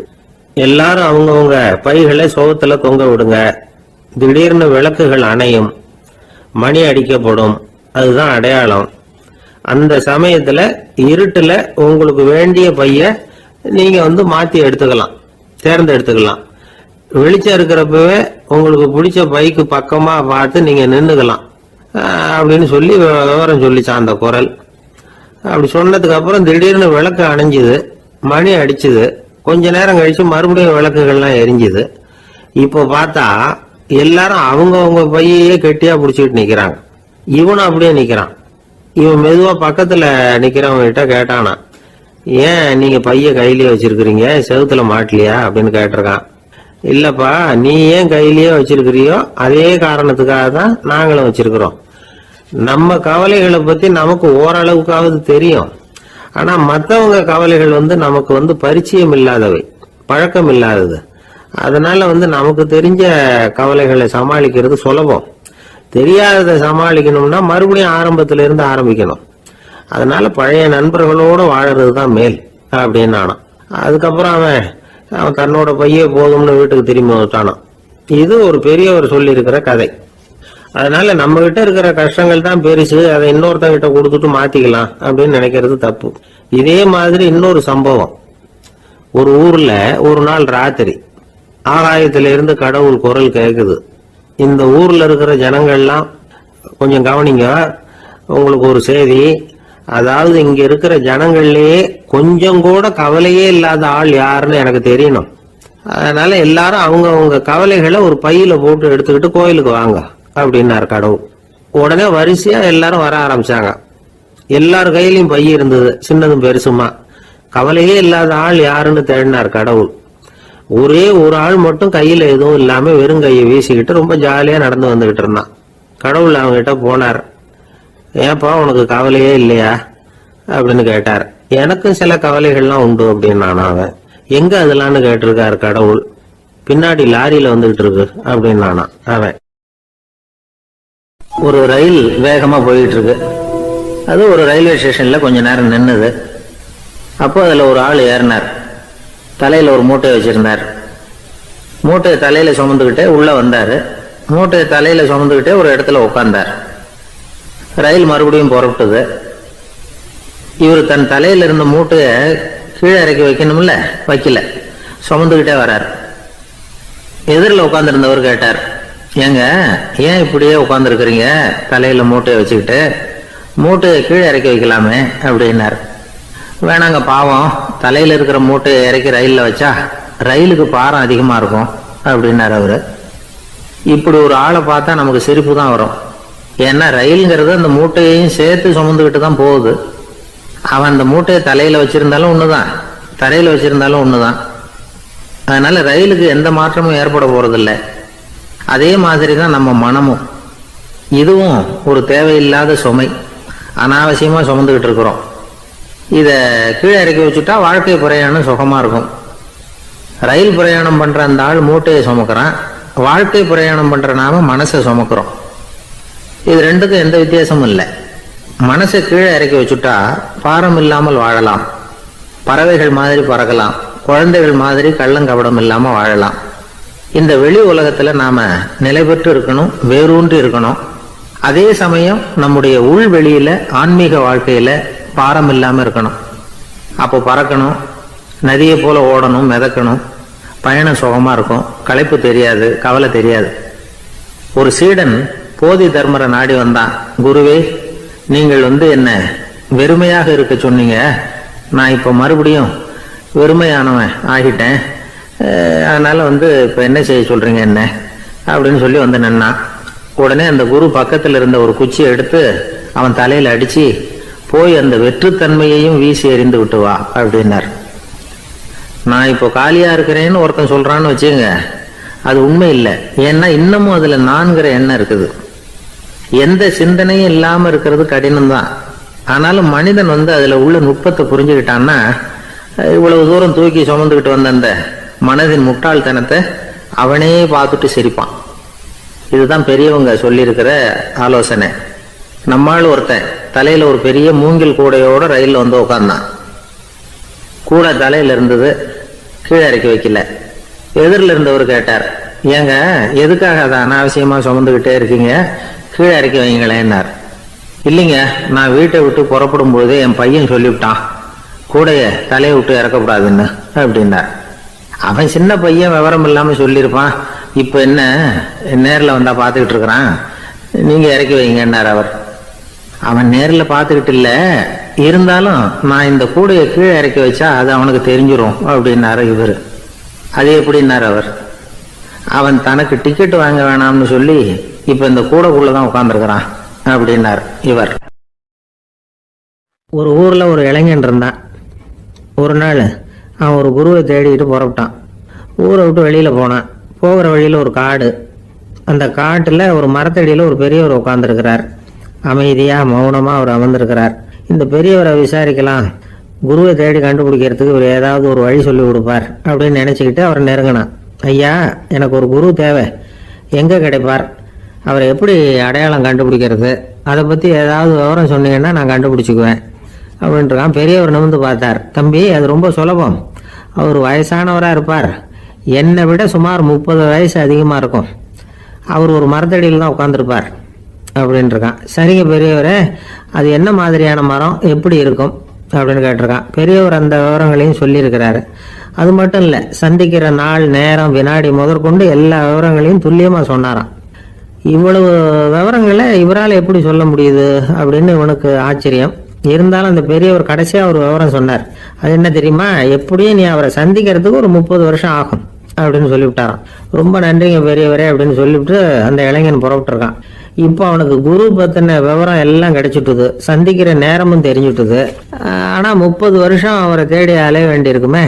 அவன் தேட ஆரம்பிச்சான். காடு மலை எல்லாம் சுத்தி அலைஞ்சான். பல வருஷங்கள் தேடினான், அழுத்து போயிட்டான். கடைசியில அவனுக்கும் வயசாயிட்டுது. கடைசியில தன்னுடைய சொந்த ஊருக்கே திரும்பி போயிட்டு இருந்தான். அங்க ஒரு மரத்தடியில அவன் தேடிட்டு இருந்த குருநாதர் கிடைச்சார். யார் அவருன்னா, 30 வருஷத்துக்கு முன்னாடி வழி சொல்லி கொடுத்தாருல அதே பெரியவர்.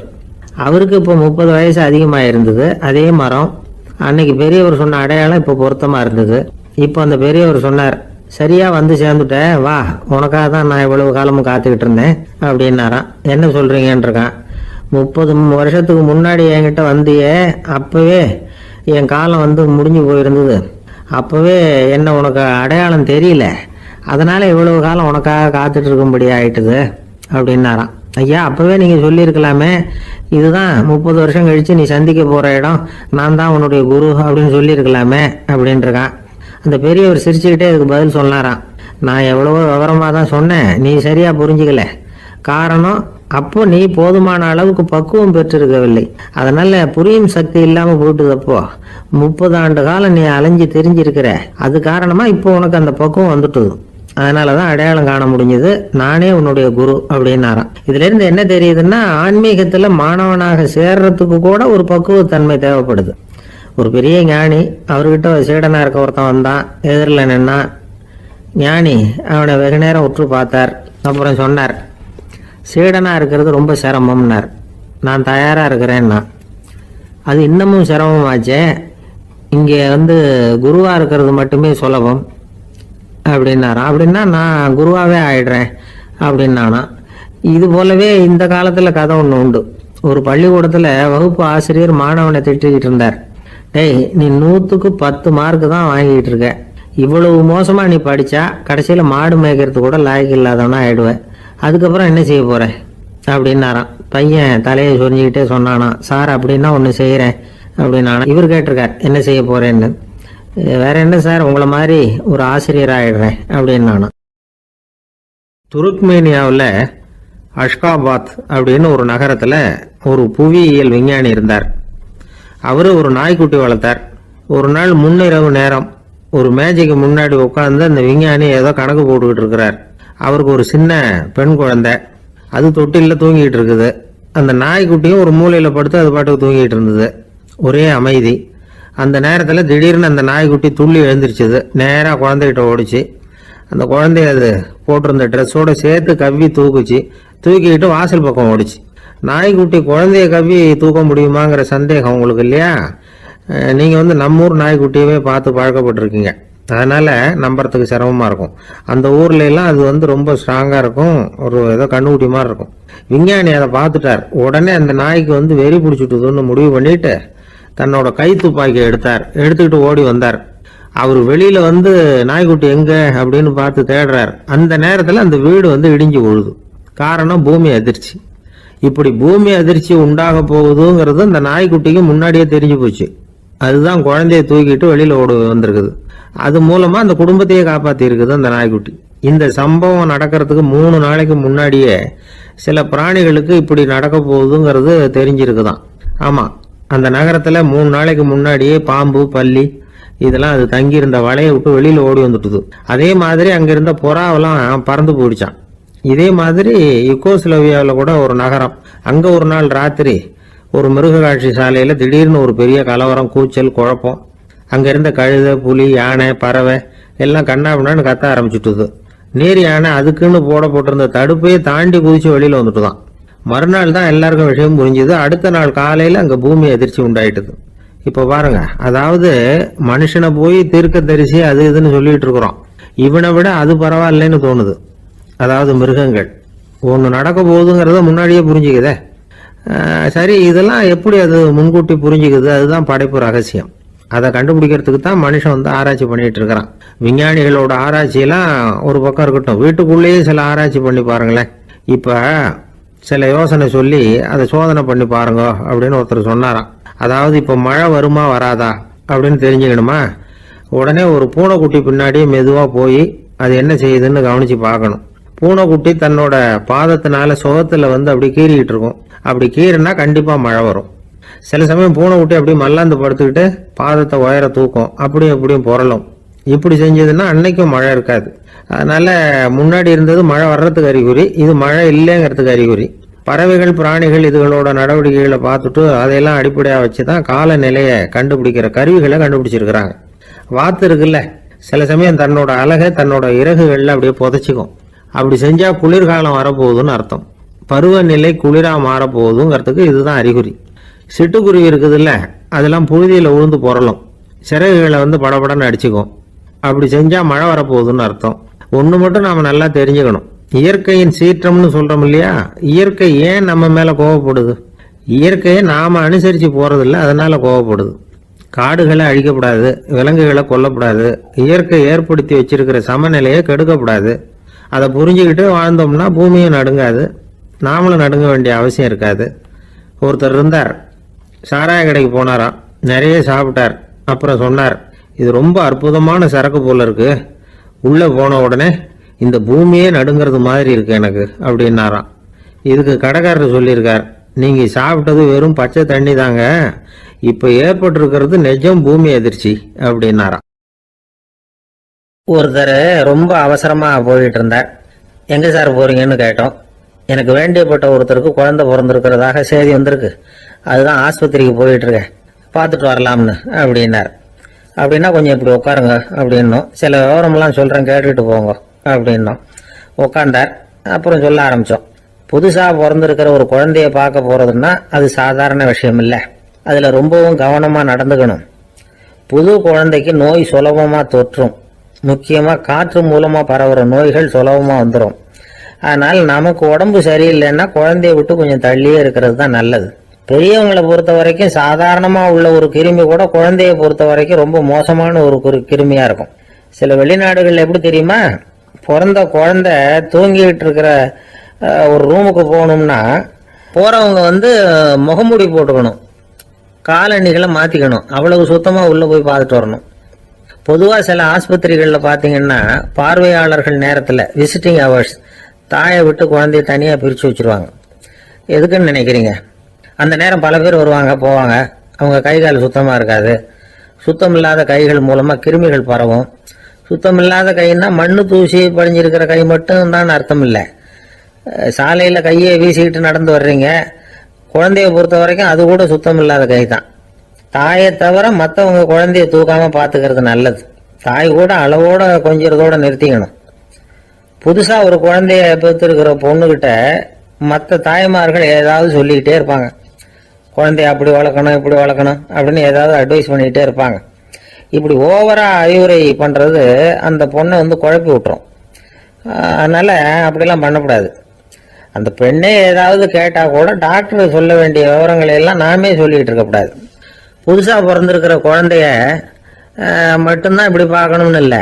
ஒரு நோயாளி குழந்தைய பார்க்க போகிறதுனா கூட ரொம்ப எச்சரிக்கையாக தான் நடந்துக்கணும்.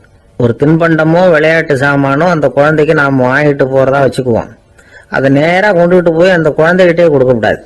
அதோட அப்பா அம்மா கிட்ட ரகசியமாக கொடுக்கலாம். அவங்க முடிவு பண்ணட்டும் குழந்தைகிட்ட அதை கொடுக்கலாமா வேண்டாமாங்கிறத. அவங்களுக்கு தான் தெரியும் அதோட மனசும் உடம்பும். உங்கள் அக்கறையை காட்டுறதா நினச்சிக்கிட்டு குழந்தை வாயில் எதையும் கொண்டுட்டு போய் போடாதீங்க. போகிறப்போ உங்கள் வீட்டு குழந்தையும் அழைச்சிட்டு போகாதீங்க. இது நோயை வாங்கிட்டு வந்துடும், அல்லது புதுசாக ஒரு நோயை அதுகிட்ட கொடுத்துட்டு வந்துடும். என்னதான் உங்களுக்கு பழக்கமான குழந்தையா இருந்தால் கூட அதுக்கு விருப்பம் இல்லைன்னா பேசக்கூடாது. அங்கே போய் அவங்க பள்ளிக்கூடத்தை ஞாபகப்படுத்திட்டு இருக்கக்கூடாது. நோயில் இருக்கிறப்ப ஸ்கூலை பற்றி பேச அது விரும்பாது. ஆஸ்பத்திரியை விட்டு வெளியில் புறப்படுறப்போ குழந்தைகிட்ட சொல்லணும்னு அவசியம் இல்லை. அதோட அப்பா அம்மா கிட்ட சொல்லிவிட்டு புறப்பட்டா போதும். குழந்தை கோபிச்சிக்காது. சமூக சம்பிரதாயத்தை பற்றி அது கவலைப்படுறதில்லை. இப்படி எல்லா விவரமும் நம்ம எதிரில் உட்காந்துருந்தவங்க கிட்ட சொல்லி முடித்தோம். ரொம்ப நன்றி சார் அப்படின்னு சொல்லிவிட்டு அவர் புறப்பட்டார். குழந்தைங்க கொஞ்சம் வளர்கிற வரைக்கும் தான் நாம் எச்சரிக்கையாக இருக்கணும்னு இல்லை, வளர்ந்த பிறகு இன்னும் எச்சரிக்கையாக இருக்கணும். ஒரு பையன் பள்ளிக்கூடத்துலேருந்து திரும்பி வீட்டுக்கு வந்தான். முகம் பூரா நகத்தால கீறி இருந்தது. அப்பா பார்த்து பயந்துட்டார். யாருடா உன்னை இப்படி பண்ணது அப்படின்னார். என் கூட படிக்கிற இன்னொரு பையன். நாளைக்கு உன் கூட பள்ளிக்கூடத்துக்கு வர்றேன், நீ எனக்கு அவனை அடையாளம் காட்ட முடியுமான்னார். அது ரொம்ப சுலபம். நான் பையன் எப்படின்னார் அப்பா. அவன் காதில் ஒன்றை கையோடு எடுத்துகிட்டு வந்திருக்கிறேன், இதோ என் பையில தான் வச்சிருக்கேன் அப்படிங்கிறான் அந்த பையன். ஒருத்தர் ஒரு தவறு செஞ்சு விடுறாருன்னு வச்சுக்கங்க. உடனே நீ செஞ்சது தவறு அப்படின்னு சொல்கிறது ஒரு வகை. அதுக்கு பதிலாக எது சரின்னு அவர் புரிந்து கொள்ள உதவி செய்கிறது இன்னொரு வகை. இந்த ரெண்டாவது வகை இருக்கு பாருங்க, நிர்வாக இயலில் இது ரொம்ப முக்கியம். அலுவலகத்தில் வேலை பார்க்குற ஒருத்தர் முக்கியமாக தெரிஞ்சுக்க வேண்டியது என்ன தெரியுமா? சக ஊழியர்கள்கிட்ட எப்படி பழகணும், மேலதிகாரிகள்கிட்ட எப்படி பழகணும், தனக்கு கீழே வேலை செய்கிறவங்க கிட்ட எப்படி பழகணும், வாடிக்கையாளர்கள்கிட்ட எப்படி பழகணும், இவங்க எல்லார்கிட்டையும் செம்மையான உறவை ஏற்படுத்திக்கிறது எப்படி, இதையெல்லாம் சொல்லிக் கொடுக்குற பாடம் தான் இன்டர் பர்சனல் ஸ்கில், திறமையான உறவு அப்படிங்கிறது. எந்த வேலையில் இருந்தாலும் சரி, இந்த உறவுகளை வளர்க்கும் திறன் உள்ளவங்க சீக்கிரம் முன்னுக்கு வந்துடுறாங்க. மற்றவங்க கிட்ட உறவை பலப்படுத்திக்கிறது எப்படி அப்படின்னு தெரிஞ்சுக்கிட்டோம்னா எந்த ஒரு தடையையும் சுலபமாக தாண்டி செய்கிற தொழிலில் முன்னுக்கு வந்துடலாம். ஹார்வர்டு பல்கலைக்கழகத்தில் ஒரு கணக்கெடுப்பு பண்ணி பார்த்தாங்களாம். பார்க்குற வேலையில் எது மாதிரி குணாதிசயம் உள்ளவங்க வேகமாக முன்னுக்கு வர்றாங்க அப்படின்னு தெரிஞ்சுக்கிறதுக்காக இந்த கணக்கெடுப்பு. வெவ்வேறு துறையில் வேகமாக முன்னுக்கு வந்திருக்கிற பல பேரை சந்தித்து இந்த சர்வேயை நடத்தியிருக்கிறாங்க. அவங்க கண்டுபிடிச்சி சொல்லியிருக்கிற உண்மை என்ன தெரியுமா? ஒருத்தர் ஒரு வேலையில் இருந்தால் அது சம்பந்தப்பட்ட சப்ஜெக்ட் பற்றிய அறிவு 35% இருந்தால் போதுமா. ஆனால் உறவுகளை வளர்க்கக்கூடிய திறன், இன்டர் பர்சனல் ஸ்கில்லு 65% வேணும். இப்படி உள்ளவங்க சீக்கிரம் முன்னுக்கு வந்துடுறாங்களாம். அதனால் ஒருத்தருக்கு வேலை சரியாக புரியலைன்னா கூட விவரமாக மற்றவங்க கிட்ட பழகிறது எப்படின்னு புரிஞ்சால் போதும், அவர் முன்னுக்கு வந்துடலாம். அலுவலகங்களில் மட்டும் இல்லை, எல்லா இடங்கள்லையும் இது ரொம்ப முக்கியம். வீட்டுக்குள்ளேயும் இது ரொம்ப முக்கியம், வீட்டுக்கு வெளியேயும் இது முக்கியம். அடுத்தவங்க கிட்ட பழகிறது எப்படிங்கிறத தெரிஞ்சுக்காதவன் வாழ்க்கையில் முன்னேற முடியாது. இன்னைக்கு ஆயுதங்களால் காயப்படுத்தி கொள்ளுகிறவர்களை விட வார்த்தைகளால் காயப்படுத்தி கொள்ளுகிறவர்கள் தான் அதிகம். பெரியவங்க என்ன சொல்கிறாங்க தெரியுமா? நீங்கள் இந்த பூமியில் பிறந்ததன் அர்த்தம் பூர்த்தி ஆகணும்னா அடுத்தவங்களுக்கு உதவி பண்ணுங்க. அடுத்தவங்களுக்கு உதவி செய்ய முடியாவிட்டால் கூட பரவாயில்லை, ஆனால் யாரையும் புண்படுத்தி விடாதீங்க அப்படின்னு சொல்கிறாங்க. எனக்கு தெரிஞ்ச ஒருத்தர் ஒரு அலுவலகத்தில் வேலை பார்க்குறார். அவர் சொல்லுவார், எனக்கு இந்த இன்டர் பர்சனல் ஸ்கில் ரொம்ப அதிகம் சார். சக ஊழியர்கள்கிட்ட ரொம்ப சுமூகமாக நடந்துக்குவேன். என் கூட வேலை பார்க்குற ஒருத்தருக்கு ஏதாவது ஒரு கஷ்டம்னா அந்த சமயத்தில் அவர் செய்ய வேண்டிய வேலையை நான் செஞ்சிருவேன் சார் அப்படிம்பார். நான் அவர்கிட்ட சமீபத்தில் அப்படி ஏதாவது செஞ்சுருக்கீங்களா அப்படின்னு கேட்டேன். செஞ்சுருக்கேன் சார், போன வாரம் புதன்கிழமை ஆஃபீஸில் என் பக்கத்து சீட்டுக்காரருக்கு வயிற்று வலி. உடனே நான் மெடிக்கல் லீவ் போட்டுட்டு எங்கள் வீட்டுக்கு போயிட்டேன் சார் அப்படின்னார். ஒரு பல்கலைக்கழகம், அங்கே ஒரு இலக்கிய பேராசிரியர், அவர் பாடம் நடத்திக்கிட்டு இருந்தார். ராபர்ட் ப்ரௌனிங் எழுதிய கவிதைகளை பற்றி சொல்லிகிட்டு இருக்கிறார். மாணவர்களும் ரொம்ப அக்கறையாக அதை கேட்டுக்கிட்டு இருக்கிறாங்க.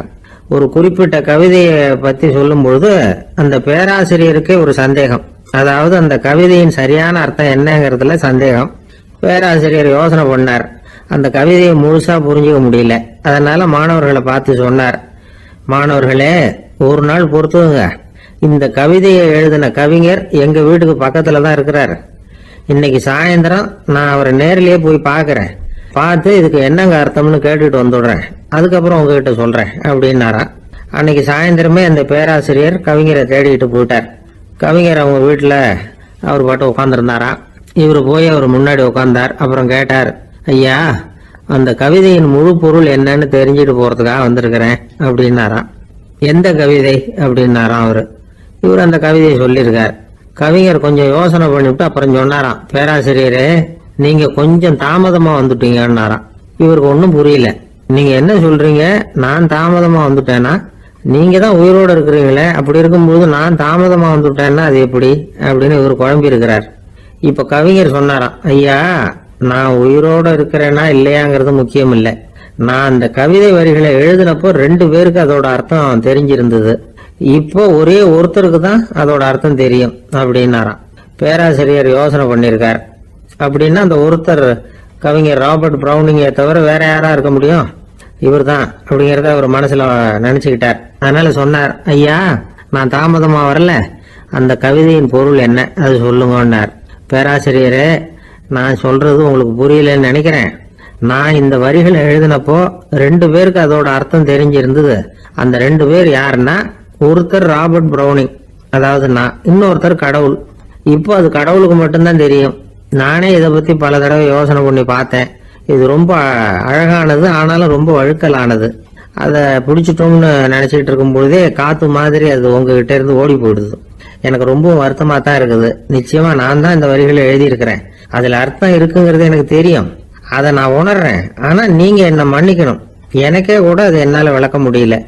அப்படி இருக்கும்போது உங்களுக்கு எப்படி அதை நான் விளக்க முடியும் அப்படின்னு அந்த கவிஞர். அனுபவிக்கப்படக்கூடிய எல்லாமே விளக்கப்படக்கூடிய ஒன்றல்ல, விளக்கப்படும் எல்லாமே அனுபவிக்கப்படக்கூடிய ஒன்றல்ல அப்படிங்கிறது ஞானிகளுடைய கருத்து. அதுக்காக தான் அந்த சம்பவம். வாழ்க்கையில நீங்கள் தொடர்ந்து ஆய்வு செய்து கொண்டே இருக்கக்கூடிய விளக்கங்களை ஒருபோதும் அடைய முடியாத பரிமாணங்கள் இருக்கிறதுனாலதான் அது அலுப்பு தட்டாம இருக்குது. உங்களால நிறைய அனுபவிக்க முடியும். இருந்தாலும் நீங்கள் அனுபவித்து அறிந்த விஷயங்கள் கூட வார்த்தைகளால விளக்கப்பட முடிவதில்லை அப்படிங்கிறது பெரியோர் சிந்தனை. இதெல்லாம் ஒரு பக்கம் இருக்கட்டும்.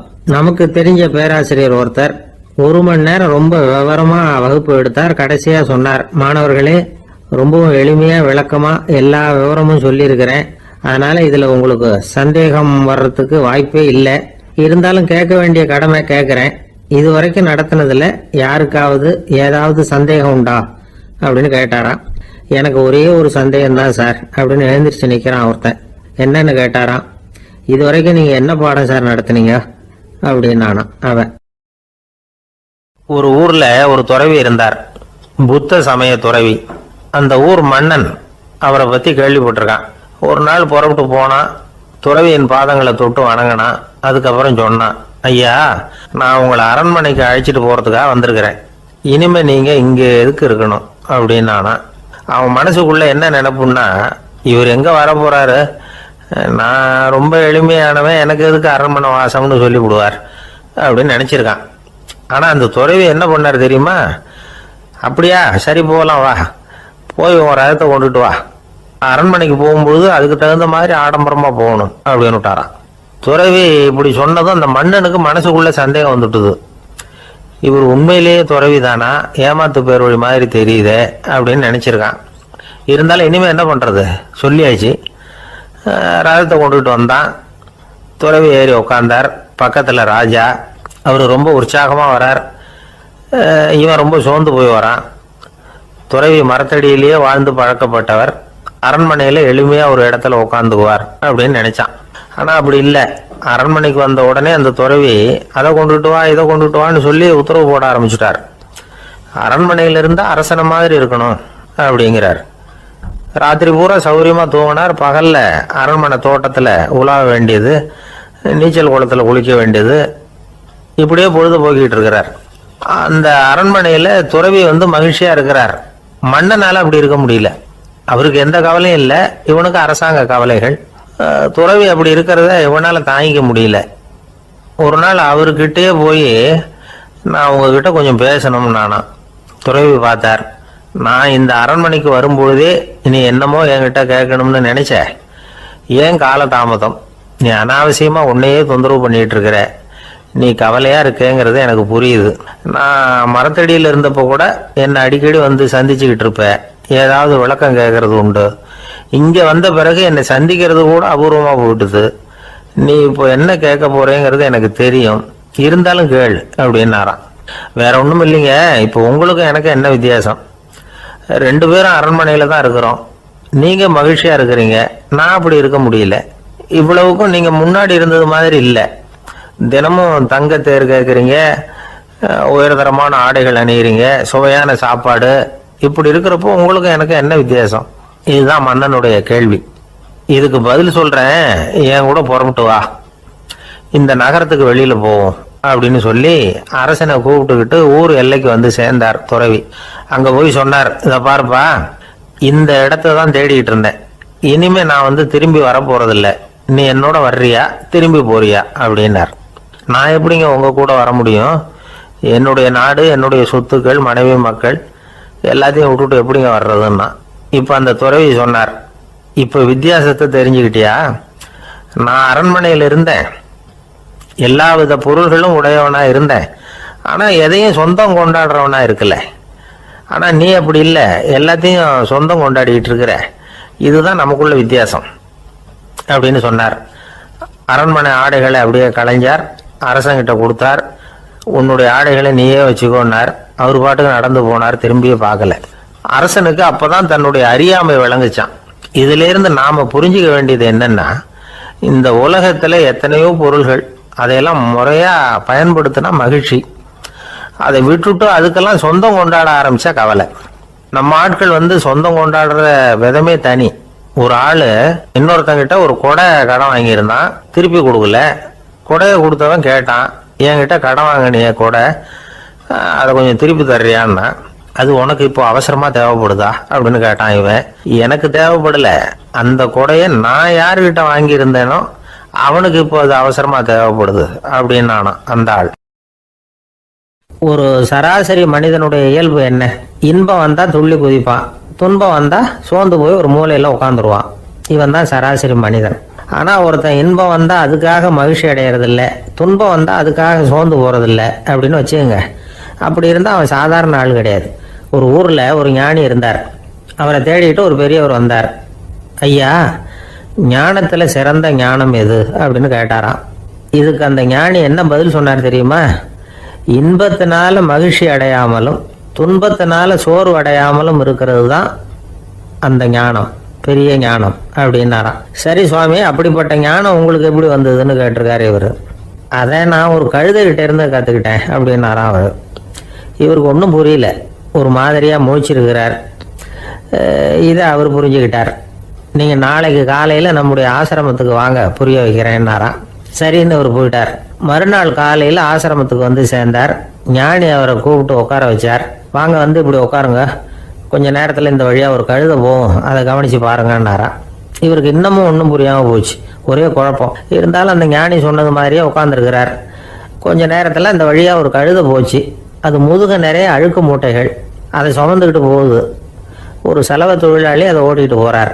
கொஞ்சம் தூரத்தில் ஒரு ஆறு இருக்குது. அங்கே போய் துணியெல்லாம் சுத்தப்படுத்திக்கிட்டு சாயந்தரமாக திரும்பி இந்த வழியாக வருவாங்க. ஞானி சொன்னது மாதிரியே இந்த பெரியவர் அழுக்கு மூட்டையை சுமந்துக்கிட்டு போகிற அந்த கழுதையை கவனிச்சார். கழுதை போயிட்டுது. அதுக்கப்புறம் ஞானியை திரும்பி பார்த்தார். இப்போ அந்த ஞானி சொன்னார், சாயந்தரம் வரைக்கும் நீங்கள் இங்கேயே இருக்கணும்னார். அதே மாதிரி இவர் இருந்தார். சாயந்தரமாக அந்த ஞானி சொன்னார், ஐயா, இப்போ கொஞ்ச நேரத்தில் அந்த கழுதை இந்த வழியாக திரும்பி வரும், அதையும் கவனித்து பாருங்கன்னார். இவரும் கவனிச்சு பார்க்குறார். கழுதை வந்தது. அது முதுகில் சலவை செய்யப்பட்ட துணி மூட்டை. அது பாட்டுக்கு சுமந்துக்கிட்டு போய்கிட்டு இருக்குது. பெரியவருக்கு ஒன்றும் புரியல, பொறுமை இழந்துட்டார். சரி சுவாமி, இந்த கழுதைக்கும் உங்கள் ஞானத்துக்கும் என்ன சம்பந்தம் அப்படின்னார். இப்போ அந்த ஞானி விளக்கினார். ஐயா, இந்த கழுதை இதே மாதிரி தினமும் காலையில் அழுக்கு மூட்டைகளை சுமந்துக்கிட்டு ஆற்றுக்கு போகுது, மாலையில் வெண்மையான சுத்தமான துணிகளை சுமந்துக்கிட்டு திரும்பி ஊருக்கு போகுது. காலையில் இது போகும்பொழுது முதுகில் அழுக்கு மூட்டைகளை சுமந்துக்கிட்டு போகிறோமேங்கிற வருத்தமும் அதுக்கு கிடையாது. சாயந்தரம் திரும்பி வரும்பொழுது சுத்தமான துணிகளை சுமந்துக்கிட்டு வர்றோமேங்கிற மகிழ்ச்சியும் அதுக்கு இல்லை. இதை பார்த்து தான் நானும் அது மாதிரி ஞானத்தை கற்றுக்கிட்டேன் அப்படின்னாராம். அதனால் யார் கற்றுக் கொடுக்குறாங்க அப்படிங்கிறத விட எதை கற்றுக்கிறோம் அப்படிங்கிறது தான் முக்கியம். ஒரு சினிமா பார்க்குறோம், ஒரு அருவி கொட்டுறது மாதிரி காட்சி வருது, தண்ணீர் வழியுது. படம் முடிஞ்சதும் பார்த்தீங்கன்னா அந்த திரை என்ன நனைஞ்சு போயா இருக்கும். ஒரு தீப்பிடிச்சு எரியிற காட்சியே சினிமாவில் பார்க்குறீங்க, காட்சி முடிஞ்சதும் அந்த வெண் திரையே கருகி போயா இருக்கும். படத்தில் வர்ற தண்ணீரும் நெருப்பும் அந்த திரையை பாதிக்கிறது இல்லை. நாம் அந்த திரை மாதிரி இருக்கிறதுக்கு கற்றுக்கணுமா. அந்த பக்குவம் வந்துவிட்டதுன்னா இன்பமும் துன்பமும் நம்ம எதுவும் செய்யாது. ஒரு சினிமாவை பார்க்குற வரைக்கும் சிரிக்கலாம், அழலாம். பார்த்துட்டு வெளியில் வரும்பொழுது அழுதுகிட்டே வரக்கூடாது. ஒருத்தர் வந்தார், அப்படி படம் முடிஞ்சு வெளியில் வரும்பொழுது அருவி மாதிரி கண்ணீர் சிந்திக்கிட்டே வரார். ஏன் சார் படம் அவ்வளவு சோகமா அப்படின்னு கேட்டார்.